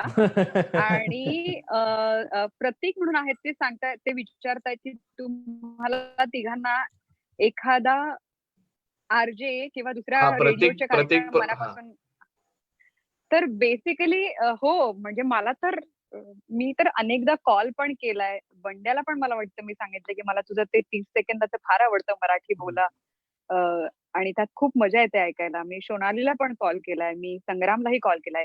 मी राहुलचे मुर्गे पण तेवढेच एन्जॉय करते की काय-काय भन्नाट करत असतो आणि मला राहुलचं स्पेशली आठवतं की त्याची मराठी इतकी छान आहे आणि शब्दांमध्ये त्याला इतकं छान पकडता येतं, की आम्ही जेव्हा एकत्र काम करत होतो तेव्हा त्याने बोर्डवर लिहून ठेवलं होतं, हा शब्द आणि त्याच्यापुढे त्याने लिहिलं होतं, की आपलेच ओठ आपल्याच ओठांना लावायला काय बरं हरकत आहे. त्यामुळे तुम्ही विचार करा, की हा माणूस मुर्ग काय इतका चांगला करू शकतो.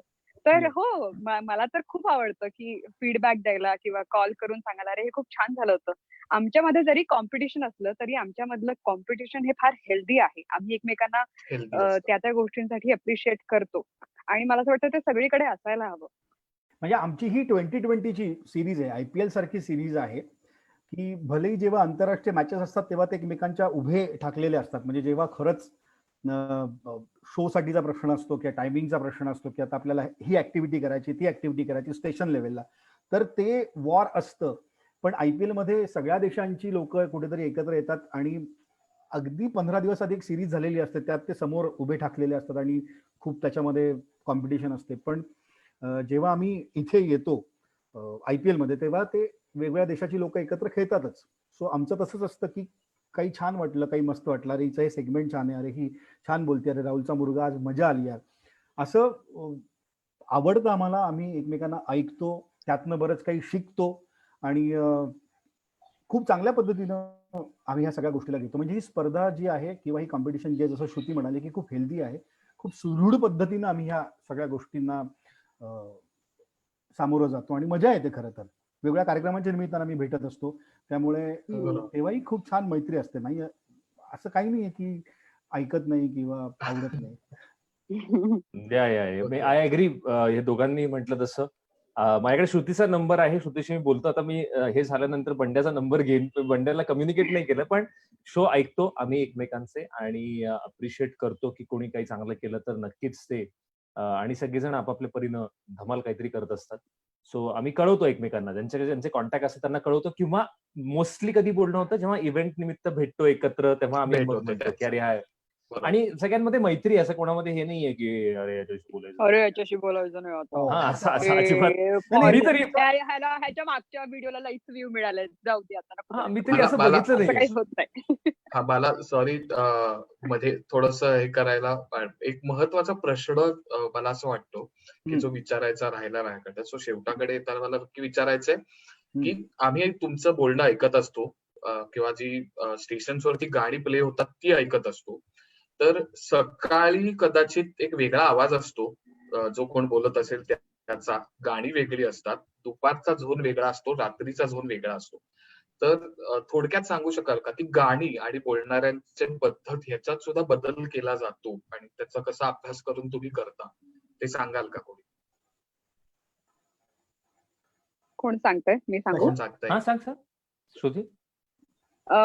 जे जे सुरुवातीला आम्हाला सांगण्यात आलं होतं, म्हणजे जे आम्हाला शिकवण्यात येतं, की प्रत्येकाच्या आवाजाचा ना एक वेगळा अंदाज आहे, बोलण्याचा अंदाज वेगळा आहे, एक बरोबर. बेस वेगळा आहे, पद्धत वेगळी आहे.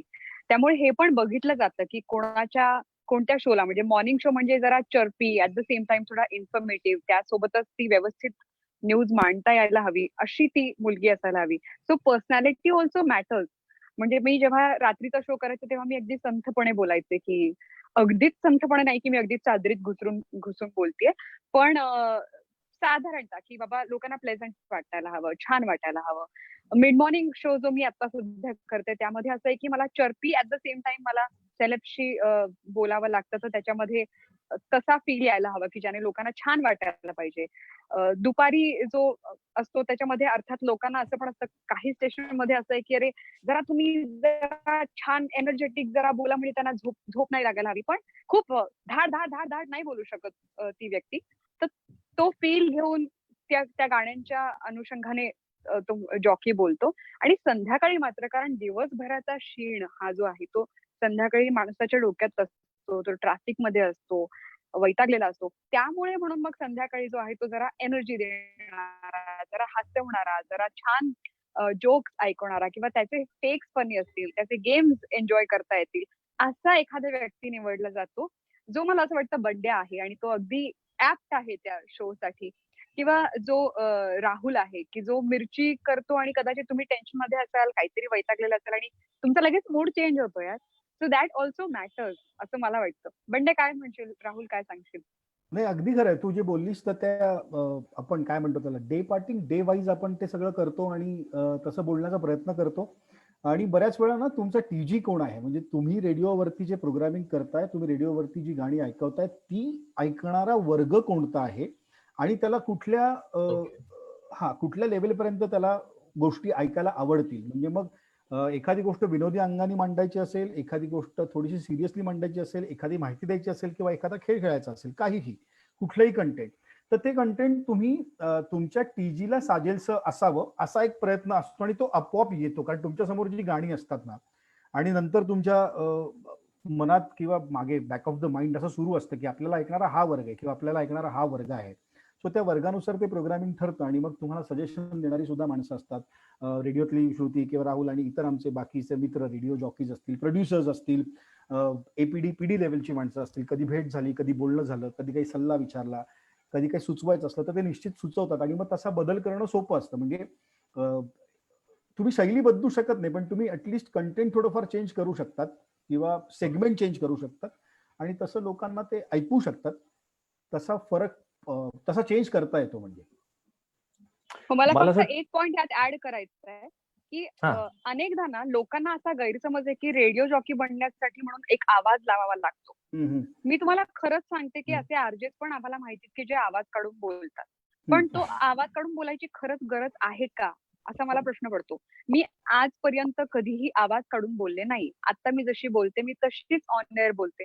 जे खरं आहे तसंच सांगते. मला जर माझा आवाज जर घसा माझा बसला असेल तर मी तेही सांगते. जर मला लो एनर्जी वाटत असेल तर मी तेही सांगते. कारण एक माणूस आहे आणि प्रत्येक जण ह्या फेज मधनं जात असतो.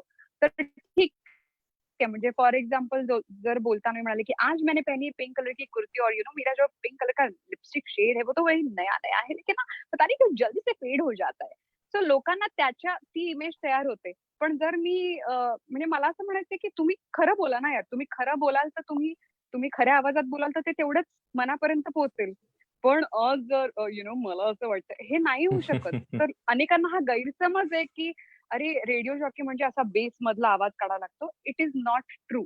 राहुल.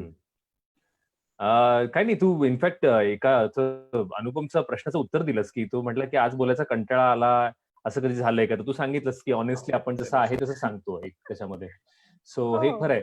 मी या प्रश्नाकडे येईन की तू म्हटलास तसं की डे पार्ट कसं ठरवतात. तर मी म्हणेन की डे पार्ट हे बंड्याने त्याच्यामध्ये कव्हर केलेलं आहे की आरजेस इथली पुण्यातली टीम आणि सगळे मंडळी हे आणि त्याच्याबरोबरच नॅशनल टीम जी आहे, वरचे लोक आहेत जसं बंड्या म्हटला, ते त्यांचा सुद्धा ह्याच्यामध्ये इनपुट असतो. कारण काय खूप महत्वाचं आहे की कुठला शो कुठल्या वेळेला किती तासांसाठी असणार, कोण तो करणार आणि त्याचा मूड काय असणार, त्याची ट्रीटमेंट काय असणार, हे खूप महत्वाचं आहे. कसं आहे माहितीये का, सोप्या भाषेत सांगायचं झालं तर एखाद्या जर माणसाचं दुकान असेल तर त्या दुकानाच्या शोकेसमध्ये काय कुठे ठेवायचंय इतकं महत्वाचं आहे. जर मेडिकलच्या दुकानामध्ये बाहेर जर ब्रेड आणि अंडी ठेवली शोकेसमध्ये तर ते चुकीचं काम होईल. म्हणजे त्यांनी तुम्ही प्रॉमिनंट ठिकाणी काय ठेवायला पाहिजे, तुमचा काय उद्देश आहे असं आहे. त्याचा बिझनेस ॲज इन तुमचं किती लोक ऐकणार नाही ऐकणार याच्यावरती खूप मोठा परिणाम होणार आहे. सो हा खूप मोठा विषय आहे. जसं मेन्शन केलं या दोघांनी सुद्धा की ती खूप मोठी टीम एकत्रित येऊन ठरवते. त्या शहराची पॉप्युलेशन पासून खूप सारे क्रायटेरियाज, डेटा याचा पण अभ्यास होतो आणि तो स्वतः आपला स्वतंत्र एक विषय आहे वेगळा की कुठला शो कुठल्या वेळी किती तास कोण करणार आणि कशा प्रकारचा त्याचा मूड असणार. आणि अर्थात स्थानिक टीम जी आहे जसं पुण्याची असेल, मुंबईची असेल, औरंगाबाद त्यांचा इनपुट पण एक महत्वाचा असतो आणि त्याला कन्सिडर करून ते केलं जातं. पण खूप मोठ्या अभ्यासाचा विषय हा आहे. अभ्यासाचा विषय बरोबर. हा येस येस. या माध्यमातून मी म्हटलं तसं की हाच प्रयत्न आहे की असे खूप गोष्टी असतात की ज्या लोकांना माहिती नसतात की त्या गोष्टींमागे अभ्यास असतो. त्याच्या मागे अनेक वेगवेगळ्या पद्धतीची लोक डिपार्टमेंट्स काम करत असतात. जसं आता आपण ह्या तासाभरात बोलताना तुम्ही खूप छान वेगवेगळे मुद्दे कव्हर केलेत, त्याच्याबद्दलची माहिती दिलीत, की आम्ही बोलतोय त्याच्या मागे फक्त म्हणजे जसं तुमचं इनपुट असतं त्याच्याच बरोबर अनेक वेगवेगळ्या डिपार्टमेंटची लोक काम करत असतात. आणि हे पण तुम्ही खरंच खूप छान सांगितलं की फक्त आरजे होण्यासाठीच तुम्ही रेडिओ जॉईन करायला पाहिजे असं नसतं. तर त्याच्याबरोबर वेगवेगळ्या डिपार्टमेंट्ससाठी पण गरज असते लोकांची. सो मला शेवटचा प्रश्न आपल्या सेशनचा हा विचारायचा वाटतोय की ह्याच्यासाठीच काही काय म्हणतात या गोष्टींचं तांत्रिक शिक्षण घेण्यासाठीचं काही ऑफिशियल कुठे कोर्सेस किंवा काही आहे का? किंवा म्हणजे एखाद्याला जसं तुम्ही म्हटलं की मला ह्या डिपार्टमेंट मध्ये रेडिओ बरोबर काम करायचंय, तर मी कुठे जाऊन शिकावं त्याबद्दल कोणी सांगेल? जर म्हणजे मी सांगेन बंड्या सांग. म्हणजे राहुल तू प्रॉपर माहिती असेल, मी तर सहज आता काहीतरी नाही सांग असं काही प्रॉपर आणि हे काही नाही. मी फक्त एवढंच सांगणार होतो की मी माझ्या बाबतीत सांगतो मी असं काही रेडिओ बद्दल ऑफिशियल ट्रेनिंग घेतलेलं नाहीये, पण असंही काही जण आहेत की ज्यांनी रेडिओ बद्दल ऑफिशियल ट्रेनिंग घेतलं. अभिजित कांडकेकर फॉर एक्झाम्पल घेऊ, तो आता नट झालाय, ऍक्टर झालाय, पण त्यांनी ऑफिशियल ट्रेनिंग मास कम्युनिकेशन करून वगैरे मग तो इकडे आला होता की त्याच्या जस्ट आधी आलेला आणि ते करता करता तो इकडे हे करत होता. सो असं पण आहे. तुम्हाला रियालिटी शोज मध्ये बऱ्याच वेळा पार्टिसिपेंट्स येतात, कंटेस्टंट येतात आणि मग ते चांगला परफॉर्म करतात, मग त्यांचं सिलेक्शन होतं आणि मग त्यांना विचारतात की तुम्हाला कुठल्या गुरुच्या किंवा कुठल्या सेलिब्रिटीच्या टीम मध्ये जायला आवडेल. तर आता जर कुणाला असं वाटत असेल तर तुम्ही ठरवा, तुम्हाला बंड्या, श्रुती, राहुल कोणाकडे येऊन थोडंफार शिकायला आवडेल. पण आम्ही सगळेच लोक, म्हणजे मला जेवढं माहिती आहे श्रुती, राहुल आणि मी सुद्धा, आम्ही असं कुठलं ऑफिशियल ट्रेनिंग वगैरे काही घेतलेलं नाही. आम्ही गेलो, ऑडिशन नावाचा एक गोड शब्द असतो, तो काही आमचं आयुष्यभर पिछा सोडणार नाही. सुरुवातीला ऑडिशन होत्या. आता जर स्विच करायचं असेल तर तुमच्या लिंक पाठवा. वाईट वाटतं की अरे 12-13 वर्ष, आणि जी लोक म्हणतात तुमच्या लिंक पाठवा, त्यांनी तुम्हाला ऐकलेलं असतं बऱ्याच वेळा, तरी ते तुमच्या लिंक्स मागतात. ती एक प्रोसेस फॉलो करावी लागते. खूप इंटरव्ह्यू दिलेले दिसतात बंड्याने. मी बंड्याचा फॅन झालोय. बंड्या एकदम सडेतोड बोलता. जे काय आहे ते खरं. सो लिंक्स बरं, ही लोक तुम्हाला ऐकत असतात, त्यांना माहिती असतं की हा आपण जर किती फेमस आहे किंवा नोन आहे, सगळं माहिती असतं. दुपारच्या शो साठी आपण याला आणि ती लोक तुम्हाला कॉन्टॅक्ट पण तेव्हाच करतात की तुम्ही त्या शो साठी फिट आहात की नाही. 7 ते 11, 11 ते 2 किंवा 2 ते 5 किंवा 5 ते 9 फोन करून सांगतात इव्हनिंग शो साठी आहे जागा, करणार का? जेव्हा त्यांचा तुम्हाला फोन येतो तेव्हा त्यांनी तुम्हाला अर्ध कन्सिडर केलेलं असतं. बाकी नंतर सगळी प्रोसेस असते. आणि मग त्यासाठी मी, श्रुती, राहुलने आम्ही जर रिस्पॉन्स दिला की हो इव्हनिंग शो साठी आम्ही इंटरेस्टेड आहेत, मग त्यांचं तिथे विचार मंथन सुरू होतं. मग तिघांच्या लिंक्स मागवा, मग त्यातलं भारी कोण, मग आणखीन 2 लोकांना विचारा, मग 4 लोकांना विचारा, आणि मग ती व्यक्ती तिथे येऊन बसते. दिग्पालदाचा एक प्रश्न. हा श्रुती बोल. एक फक्त असं वाटतंय की आता आम्ही तिघांनी देखील कुठलाही मास कम्युनिकेशन किंवा जर्नलिझमचा कोर्स असतो जनरली, ज्याच्यामुळे तुम्ही कॉपी रायटिंग किंवा रेडिओ जॉकी बनू शकता असं म्हणतात, पण आम्ही तिघांनी पण ते केलं नाहीये. पण आम्ही तिघांनी पण थिएटर केलंय. आम्ही तिघेही लहानपणापासून थिएटरमध्ये इन्व्हॉल्व्ह होतो. आम्ही बालनाट्य केले, आम्ही राज्यनाट्य केले, आम्ही एकांकिका स्पर्धा केल्या, आणि त्यामुळे कदाचित मला असं वाटतं की आज गुरुपौर्णिमा देखील आहे, तर मला खरंच माझ्या सगळ्या थिएटरच्या गुरूंना म्हणावं असं वाटतं की त्यांनी ज्या पद्धतीने एखादी ओळ वाचायला शिकवली, व्हेरिएशन जे शिकवले बोलताना, त्यामुळे कदाचित मला असं वाटतं की आज आम्ही जे बोलतोय ते तुम्हाला आवडतं आणि ऐकायलाही आवडतं. तर तुम्ही त्याची प्रॅक्टिस करा. जर तुम्हाला वाटतं की तुमचा आवाज छान आहे, तुमचं बोलणं आवडतंय. मला लहानपणी ही खूप सवय होती की मी टीव्ही म्यूट करायचे किंवा अनेकदा आई बघू द्यायची नाही टीव्ही, म्हणून मग लपून बघायचं असायचं. त्यावेळेस टीव्ही म्यूट वर असायचं आणि मग मी माझे डायलॉग्स त्याच्यावर म्हणायचे. तर तुमच्याकडे अनेक गोष्टी आहेत आता तर करण्यासाठी. आजकाल तर टिकटॉक वगैरे ह्या गोष्टी आल्यात, त्याच्यावर पण लोक ट्राय करतात म्हणा. गेल्या हो, पण आता गेल्या झालं ते गेल्या. नाही आता चिंगारी आहे की बरं, म्हणजे येस, तुम्ही म्हणताय तशा पद्धतीने की ऑफिशियल काही असेल तर मास कम्युनिकेशन किंवा जर्नलिझमच्या कोर्स मध्ये पण शिकू शकता, आणि त्याचबरोबर नाटक किंवा एखाद्या आर्ट फॉर्मशी कनेक्टेड. मला बऱ्याच वेळा असं विचारावं असं वाटतं की आर्जिंग म्हणजे रेडिओवरती बोलणं ही कला आहे की विद्या आहे? आणि जर ती कला असेल तर ती तुमच्या आतमध्ये असली पाहिजे तर ती बाहेर येणार, कारण विद्या जी आहे ती आपण बाहेरून आत घेतो. हे आपल्या प्रसिद्ध नाटकातलंही वाक्य आहे. सो तुम्हाला असं वाटतं की थोडंफार तुमच्यामध्ये आहे तर तुम्ही नक्कीच अर्जिंगसाठी ट्राय करू शकतात, पण क्रिएटिव्हिटी आणि बाकी सगळ्या गोष्टी ज्या गरजेच्या आहेत त्याकरता खूप सारे डिपार्टमेंट आहे. आणि व्हिडिओ जॉकी ह्या सगळ्यांमुळेच लोकांपर्यंत पोचतो, त्याला लोक ओळखतात. त्याच्यामागे खूप डोकी काम करत असतात. मी म्हणतो हात नाही, पण डोकी खूप काम करत असतात की बाबा हो, म्हणजे बऱ्याच वेळा कधी कधी होतं असं, क्रिएटिव्ह ब्लॉक येतो, बोलायचा कंटाळा, जो मगाशी प्रश्न होता की यार आज मी काय करू, आज मी काय करू. आणि मग तेव्हा तुम्ही ऑफिसातल्या कुठल्याही एखाद्या व्यक्तीला विचारतात. मी तर बऱ्याच वेळा प्रोग्रामिंग टीम समजा त्यांना विचारलं आणि मग इतर दुसरं कोणी असं तरी सहज विचारतो की काय झालंय तुझ्याबरोबर आज, किंवा काय, सहज गप्पा मारताना पण तो एखादा विषय देऊन जातो. त्यामुळे हे खूप महत्वाचं आहे. तर इतर सुद्धा गोष्टींमध्ये किंवा इतर सुद्धा डेजिग्नेट म्हणजे पोस्ट ज्या आहेत, इतर ज्या गोष्टी म्हणजे कॉपी रायटिंग झालं किंवा प्रोड्युसर झालं किंवा बाकीच्या गोष्टी आहेत, तर याच्यामध्ये सुद्धा तुम्ही ट्राय करू शकता. जर तुम्हाला साऊंडमध्ये छान इंटरेस्ट असेल तर तुम्ही साऊंड इंजिनियर होऊ शकतात किंवा प्रोमो प्रोड्युसर होऊ शकतात. त्यासाठी पण खूप प्रचंड क्रिएटिव्हिटी, कल्पकता असणारा माणूस लागतो. तेजस, मी फक्त एक हा प्रश्न जो आहे ना तो समअप करायला मी एवढं म्हणेन की 1 मिनिट श्रुती, फक्त मी 30 सेकंद घेतो त्याच्यामध्ये. की बरेच जण विचारतात की मला हा कोर्सची लिंक पाठवतात मला आणि म्हणतात की मी हा कोर्स करू का, आणि एवढी फी आणि मला असं होणार आहे. तर मला असं वाटतं की मी जेव्हा म्हणतो की मी काही कोर्स ट्रेनिंग घेतलं नाही, पर्टिक्युलर श्रुती, बंड्या किंवा मी, तर असं नाहीये. आम्ही अनऑफिशियली नाटका थ्रू ट्रेनिंग घेतलेलं आहे. किंवा शामराव जोशी सर, आज गुरुपौर्णिमा आहे तर त्यांनी आम्हाला खूप काही शिकवलेलं आहे आवाजाबद्दल, नाटकाबद्दल, त्याच्या मॉड्युलेशन बद्दल. तर त्यांनी ह्या लोकांकडनं आम्ही अनऑफिशियली म्हणू आपण आम्ही शिकलेलो आहोत, आणि ऑफिशियली काही जण शिकतात.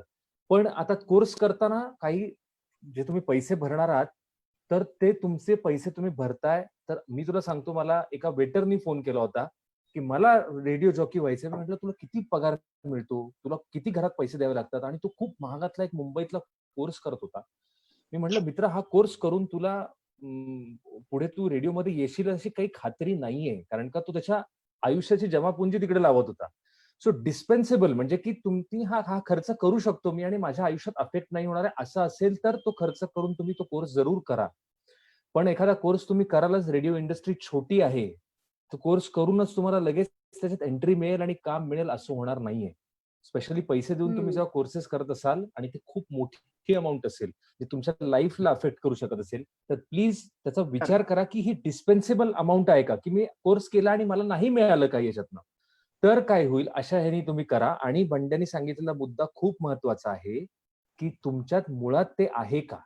ते असेल तर तो कोर्सवाला तुम्हाला सांगेल की या अँगलनी माईकवर बोल, तू हाफ नोट खाली बोल, तू हाफ नोट वरती बोल, मग तुझा आवाज छान येईल, मग तू पॉज घेऊन बोल, मग तुझ्या डिक्शन वरती काम कर. हे टेक्निकल गोष्टी झाल्या, पण मुळात तुमच्यात ते आहे का हे पण कळण्यासाठी पण कोर्स महत्वाचा आहे. मी असे पण काही जण बघितले ज्यांनी कोर्स केला आणि कळलं की हे आपल्याला जमणार नाहीये. तर त्यांच्या डोक्यावरचं एक भूत उतरलं की नाही, हे आपण करायचं नाहीये. पण त्या लोकांकडे ते पैसे होते, त्यामुळे मला माहिती होतं याच्याकडे पैसे आहेत भरपूर. मी म्हटलं हा तू कर कोर्स, आणि केल्यावर त्याला रिअलाइज झालं की हे आपल्याला नाही जमणार. पण काही जण मी असेही बघितलेत की त्यांच्याकडे पैसे नव्हते आणि त्यांनी आपल्या आयुष्यातली जमापुंजी त्याच्यात टाकली आणि त्यांना वाटलं आपण आरजे होऊ, आणि त्यांच्या बाबतीत काही वाईट अनुभव पण आलेले आहेत. सो तुम्ही तुमच्या डिस्पेन्सिबल अमाऊंट असेल तर नक्की कोर्स करा. किंवा काहीतरी वेगळं तुम्हाला शिकायचं आहे किंवा काहीतरी वेगळ्या गोष्टीची तुम्हाला माहिती घ्यायची आहे, ते असावं. म्हणजे श्रुती आणि राहुल कदाचित माझ्या या स्टेटमेंटलाही म्हणतील की हे कदाचित बरोबर आहे. आम्हालाही कुठेतरी असं वाटतं की आपण असं काही कोर्सेस करत राहावं किंवा आपण असं काहीतरी शिकत राहावं सतत, कारण बदल खूप होतोय ना सध्या, प्रत्येक गोष्टीमध्ये प्रचंड बदल होतो. त्यामुळे आम्ही अप्रत्यक्षपणे शिकतच असतो. त्यामुळे ही आमची एक प्रॅक्टिस आहे, कारण रोजचा शो नवीन, काहीतरी रोज नवीन आहे, म्हणजे रोज नव्यानं काहीतरी शिकायला मिळतंय. त्यामुळे ही एक प्रोसेस आहे आणि प्रोसेस सुरू आहे. दिग्पालदा असं म्हणालाय की आकाशवाणीतून FM न क्रांती केली, खरं आहे, पण असा आरोप केला जातो की ही मुलं सतत बडबड करतात, कंटेंट नसतो. पण तुम्ही आता शो करतात त्यात करंट कंटेंट खूप असतो. थँक्यू दादा, करंट कंटेंट असतो. म्हणजे लोक म्हणतात कंटेंट नसतो, पण कंटेंट असतो असं तू म्हणालायस. आणि आपल्या साहित्य इत्यादी घेतलं तर चटपटीतपणा कमी होईल असं वाटतं का? बऱ्याच वेळा साहित्य आणि या सगळ्या गोष्टींवरती दिग्पालदा आम्ही बोलतो. थोडासा चटपटीतपणा कमी होत असेल, पण त्याला चटपटीतपणे मांडण्याचा आमचा सगळ्यांचाच प्रयत्न असतो. आता कुठलाही जे विषय याच्या आधी फक्त आकाशवाणीचीच मक्तेदारी किंवा आकाशवाणीवरतीच हे विषय बोलले जातात असं जे काही होतं, तर ते आता बदलून कमर्शियल रेडिओमध्ये सुद्धा, FM रेडिओमध्ये सुद्धा मांडण्याचा आम्ही प्रयत्न करतो. कदाचित ती शैली किंवा तो ऐकणारा वर्ग आहे, तर तो वर्ग जी शैली एक्सपेक्ट करत असेल ती कदाचित आमच्याकडे नसेल किंवा आम्हाला तशा पद्धतीनं मांडता येत नसेल, पण आमचा प्रयत्न मात्र तो असतो आणि फार छान सुचवलंय. त्यामुळे नक्कीच आणखीन याच्यामध्ये आणखीन काय करता येईल तो आम्ही प्रयत्न करू. आणि कंटेंट कसं शोधता, तर जसं आम्ही म्हणालो की आमची जी अख्खी टीम आहे ती आणि आम्ही सुद्धा सतत वाचन करून काय काय घडतंय किंवा एखाद्या गोष्टीकडे पाहण्याचा प्रत्येकाचा दृष्टिकोन एकत्र करून मग मी 4 वाजता स्टुडिओत जातो किंवा श्रुती दुपारच्या शोला आणि राहुल मुलगा आणि या सगळ्या गोष्टींसाठी जात असेल असं मला वाटतं. येस येस तसंच करावं लागतं. भारी भारी भारी. तुम्ही इतकं छान डीप मध्ये पण जाऊन पण तरीही कोणालाही न दुखवता तुम्ही ह्या कोर्स बद्दल किंवा या फील्ड बद्दलची पण इन्फॉर्मेशन दिली आणि गेला तासभर आपण गप्पा मारतोय त्याच्यामध्ये तुम्ही बाकीच्या पण बॅक ऑफ द गोष्टी काय घडतायत ह्याच्याबद्दलची इन्फॉर्मेशन दिली त्याबद्दल खूप थँक्यू. अनेक लोकांचे काही प्रश्न आहेत पण मला असं वाटतं की जे पॉसिबल असतील तर ते तुम्ही नक्की आपल्या या लाईव्हच्या कमेंट मध्ये त्यांच्याशी त्यांना उत्तरं देऊ शकता आणि त्याच्यावरती तुम्ही चर्चा करू शकता. कारण की आपल्याला जे महत्वाचं हे लाईव्ह जर परत सगळ्यांनी पुन्हा पाहिलं तर मला असं वाटतं की त्यातल्या बऱ्याच गोष्टींचा उलगडा होईल. म्हणजे आता असं काही राहिलं नाही सांगण्यासारखं. कारण जर आम्ही आता तुला ते सांगितलं की तुमचा सर्वे वगैरे होतो का जसा TRP काढला जातो तर हो आशा कुलकर्णींनी विचारलंय आणि त्यामध्ये कळतं की कोणत्या आरजेला जास्त ऐकलं जातंय, कोणता सगळ्यात जास्त ऐकला जातोय, कोण पॉप्युलर कॅटेगरीज मध्ये आहे. इनफॅक्ट आमचे अवॉर्ड असतात ते फार महत्वाचे असतात दरवर्षी, ज्यासाठी आम्ही वर्षभरात जे काही केलेलं आहे ते आम्हाला एक 10 मिनिटात सादर करा असं सांगितलेलं असतं आणि ते करणं फार अवघड असतं. आणि ते दाखवून मग जर का जे पॅनलवरचे जजेस आहेत तेही आम्हाला माहिती नसतात की कोण आहेत, कारण प्रत्येक वेगवेगळ्या फील्ड मधले असतात, कोणी टीव्हीचे असतं, कोणी न्यूजवाला असतं आणि ते बघून ते ठरवतात. आणि ऑल ओव्हर इंडिया मधले काही अवॉर्ड असतात, इंटरनॅशनल काही न्यूयॉर्क म्हणा किंवा गोल्डन माईक म्हणा अशा आमच्या कॉम्पिटिशन असतात. त्यामुळे अर्थात तिथे जज केलं जातं आणि त्यातनंच म्हणून मग आमच्या शोज मध्ये तुम्ही ऐकत असाल की अवॉर्ड विनिंग आरजे किंवा भारताचा सर्वोत्कृष्ट आरजे वगैरे ह्या गोष्टी त्यातनंच येतात. तर हो आमचा देखील सर्वे होतो. एक 2 प्रश्न संपवूया, बाकी लोकांना जास्त बोर होईल. राहुल, मगाशी आपण श्रुती चर्चेला सुरुवात करण्याआधी तेजस म्हणत होतो की माझ्या घरचे म्हणतात की आता आम्ही जेवून घेतो, तुझं चालू दे. आणि मला सुद्धा एक तर काय की भूक हा विषय माझा खूप आवडीचा आहे. पण प्रथमेश सॉलिड प्रश्न विचारलाय की बाहेर भांडण झालं असेल आणि शोवर तुम्ही शांतराव प्रेमाने बोलायचं असेल तर सगळं विसरतो. म्हणजे काही भांडण झालंय किंवा हे, आणि स्टुडिओचा दरवाजा अर्थात आता जुने झाला तर जोरात लावता येतो, नाही तर तो फार जड असतो त्यामुळे तो जोरात लावता येत नाही, ते व्यक्त होता येत नाही. पण ते आम्ही माईकचं बटन असं ऑन केलं की सगळं विसरतो, मग सगळं विसरतो असं आहे. आणि एक फार इंटरेस्टिंग प्रश्न राहुल, श्रुती सुहास वैद्य विचारतात की तुम्ही आणखी काही वेगळ्याच नावानं पण त्या चॅनलवर कार्यक्रम सादर करता का?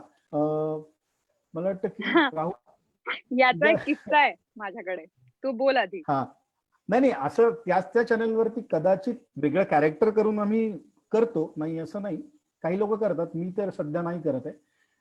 राहुल त्याचं नाव वापरून मुलगा करतो, श्रुती पण तिच्या नावानंच शो करते, तुम्हाला माहिती आहे. जेव्हा मी आता अगदी सांगते, मी रेडिओ मिर्ची मध्ये होते आणि तेव्हा डॉक्टर लव्ह नावाचा शो यायचा आणि तेव्हा मी रात्रीचा शो करायचे आणि तेव्हा अशी त्यांनी अट घातली होती की डॉक्टर लव्हने तिचं नाव रिव्हील नाही करायचं, कारण एक म्हणजे एकतर तो लव्हचा विषय, त्यात काही बाबा काही कोणी हर्ट झालं काही झालं तर एक साधारणतः काळजी घेण्यासाठी म्हणून आम्हाला सांगण्यात आलं होतं की doctor love will never reveal her identity, आणि त्या हिशोबाने मी कधी नाव नाही सांगितलं होतं. पण माहितीये जेव्हा इतर वेळेला कधी क्रिकेट अपडेट्स असायचे किंवा दुपारच्या शो मध्ये कधी मला थोडंसं बोलायला येत असायचं, तेव्हा ते मला म्हणायचे की अहो उत्तर लाव ना म्हणून. तर हे काही शोच्या बद्दल असतं आणि तेव्हा फार फजिती व्हायची की अरे आता हे लपवायचं पण आणि सांगायचं पण तर कसं करायचं म्हणून. बट इतर वेळी त्यानंतर मला असं वाटतं मी माझं नावच नेहमी म्हणत आली आहे. आणि मी माझं नाव जे सुरुवातीला घेतलं ते नंतर कधी बदललंच नाही. मी मे बी काही वेगळ्या नावाने काहीतरी करण्याचं आहे, पण त्यात मी इथे नाही सांगणार, पण बघू.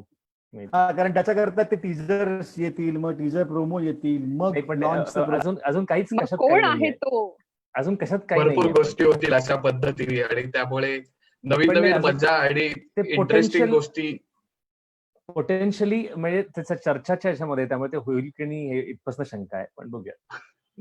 ओके सगळ्यांना करावे लागतात नमस्कार. ऍडसाठी. जाहिरातींना आवाज देणं. हो. मी तेच सगळ्यांना आता वेगवेगळ्या समप करताना तू आता म्हणली श्रुती, त्या ह्याच्यातलंच म्हणणार होतो की तुम्ही नुसते त्या शो मध्ये बोलत पण नाही, पण बऱ्याच वेळेला तुम्हालाच तुमच्या स्टेशनवरच्या किंवा इतर बाकीच्या गोष्टींना ऍड साठी वगैरे व्हॉइस ओव्हर आवाज द्यावा लागतो किंवा कधी कधी थोडस डबिंग पण काही गोष्टींचं करावं लागतं किंवा लाईव्ह मध्ये क्रॉप करून बऱ्याच गोष्टी कराव्या लागतात. सो मला असं वाटतं आज आपण गप्पा मारून खूप मजा आली. तुम्ही खूप छान मनमोकळेपणाने काय वाटतंय, कशा पद्धतीने सगळ्या गोष्टी घडतात, एखाद्या गोष्टीच्या मागची प्रोसेस म्हणजे त्याच्या मागची प्रोसेस कशा पद्धतीची असते याच्याबद्दल छान बोललात. सो खरंच खूप थँक्यू. कोणाचे प्रश्न मिस आउट झाले असतील तर बऱ्यापैकी आय थिंक बड्डे मला वाटतं आपण बऱ्यापैकी लोकांचे प्रश्न घेतलेत. आतापर्यंत आलेल्या सगळ्यांचे प्रश्न आपण घेतलेले आहेत. का मी आरजेज आहोत, आम्ही कोणाला नाराज करत नाही. वा, येस आरजेस कधीच कोणाला नाराज करत नाहीत. तुम्ही प्रश्न पण घेतलेत सगळ्यांचे, एंटरटेनिंग पण झालंय आणि इन्फॉर्मेटिव्ह पण झालंय. सो मला वाटतं ह्या छान नोट वरती आजचं आपलं सेशन आपण इथेच थांबूया. बॅकस्टेज ब्रॉडकास्टच्या बद्दल परत जर कोणी नवीन असेल तर सांगतो, पडद्या मागच्या किंवा कॅमेरा मागच्या लोकांच्या वेगवेगळ्या डिपार्टमेंट्स बद्दलची इन्फॉर्मेशन लोकांपर्यंत आणण्याचा हा माझा छोटा प्रयत्न आहे. याच्यासाठी मी सध्या फेसबुकच्या माझ्या अकाउंटवरून लाईव्ह करतोय, बट बऱ्याच लोकांचे सजेशन्स आणि जसं परवाच सोशल मीडियावरचं आमचं एक सेशन झालं त्याच्यातून चर्चा करून बॅकस्टेज ब्रॉडकास्टचं एक पेज नवीन क्रिएट करून त्याच्यावरती हा सगळा कंटेंट अपलोड होणार आहे. कारण की अजून खूप विषय आहेत, खूप वेगवेगळे डिपार्टमेंट्स आहेत ज्याच्याबद्दल चर्चा करायची आहे, ज्याच्याबद्दल लोकांना इन्फॉर्मेशन द्यायची आहे. सो नक्की मला फॉलो करा. बॅकस्टेज ब्रॉडकास्ट बद्दल मी इन्फॉर्मेशन अपडेट करीनच. माझं युट्यूबचं चॅनल आहे backstage broadcast by Tejas Deodhar, त्याला पण सबस्क्राईब करा. आज तुम्ही इथे 3 जण आलात, आपल्या ह्या सेशनची मजा वाढवली, सेशन खूप छान केलं. माहिती नाही आता तुम्ही सगळ्यांनी असल्यावर मला इतकं प्रेशर आलंय की काय बोलायचं. आरजे जे बोलतात त्यांच्या इथे असताना आपण काय बोलायचं, त्याचा बोलण्याशी काही खरं तर संबंध नाही. पण तुम्ही तिघांनी खूप छान मला पण सांभाळून घेतलं, त्याबद्दल थँक्यू. प्रश्नाची एखादी ओळ विचारण्यापलीकडे आम्हाला नाही असं वाटत की आम्ही तुला काही बोलू दिलंय म्हणून. हो, पण तरी तुम्ही बोलत असताना मी तिथे थांबणं आणि तुमच्या ऍक्शन रिॲक्शनला सांभाळून मी परत काहीतरी बोलणं, ह्याचं मला तुला स्वतःच स्किल काहीतरी वाटत होतं. त्यामुळे मी त्याच्यासाठी नक्कीच तुम्हाला पण अप्रिशिएट करेन की मला ठेवलं तुम्ही इथे. पण नाही, येस, सगळ्यांचे आभार. नक्की बघत राहा. नवीन अपडेट्स साठी मला फॉलो करा. तुम्ही आलात, तुमच्या तिघांचेही आभार आणि आपल्यावरती प्रेम करतायत त्या सगळ्या ऑडियन्सचे पण खूप खूप आभार. धन्यवाद. थँक्यू. धन्यवाद. तेजस, ऑल द बेस्ट या इनिशिएटिव्ह साठी. सुपर मजा आली. Bandya thanks, Shruti thanks, Tejas thanks. Bye bye. Bye.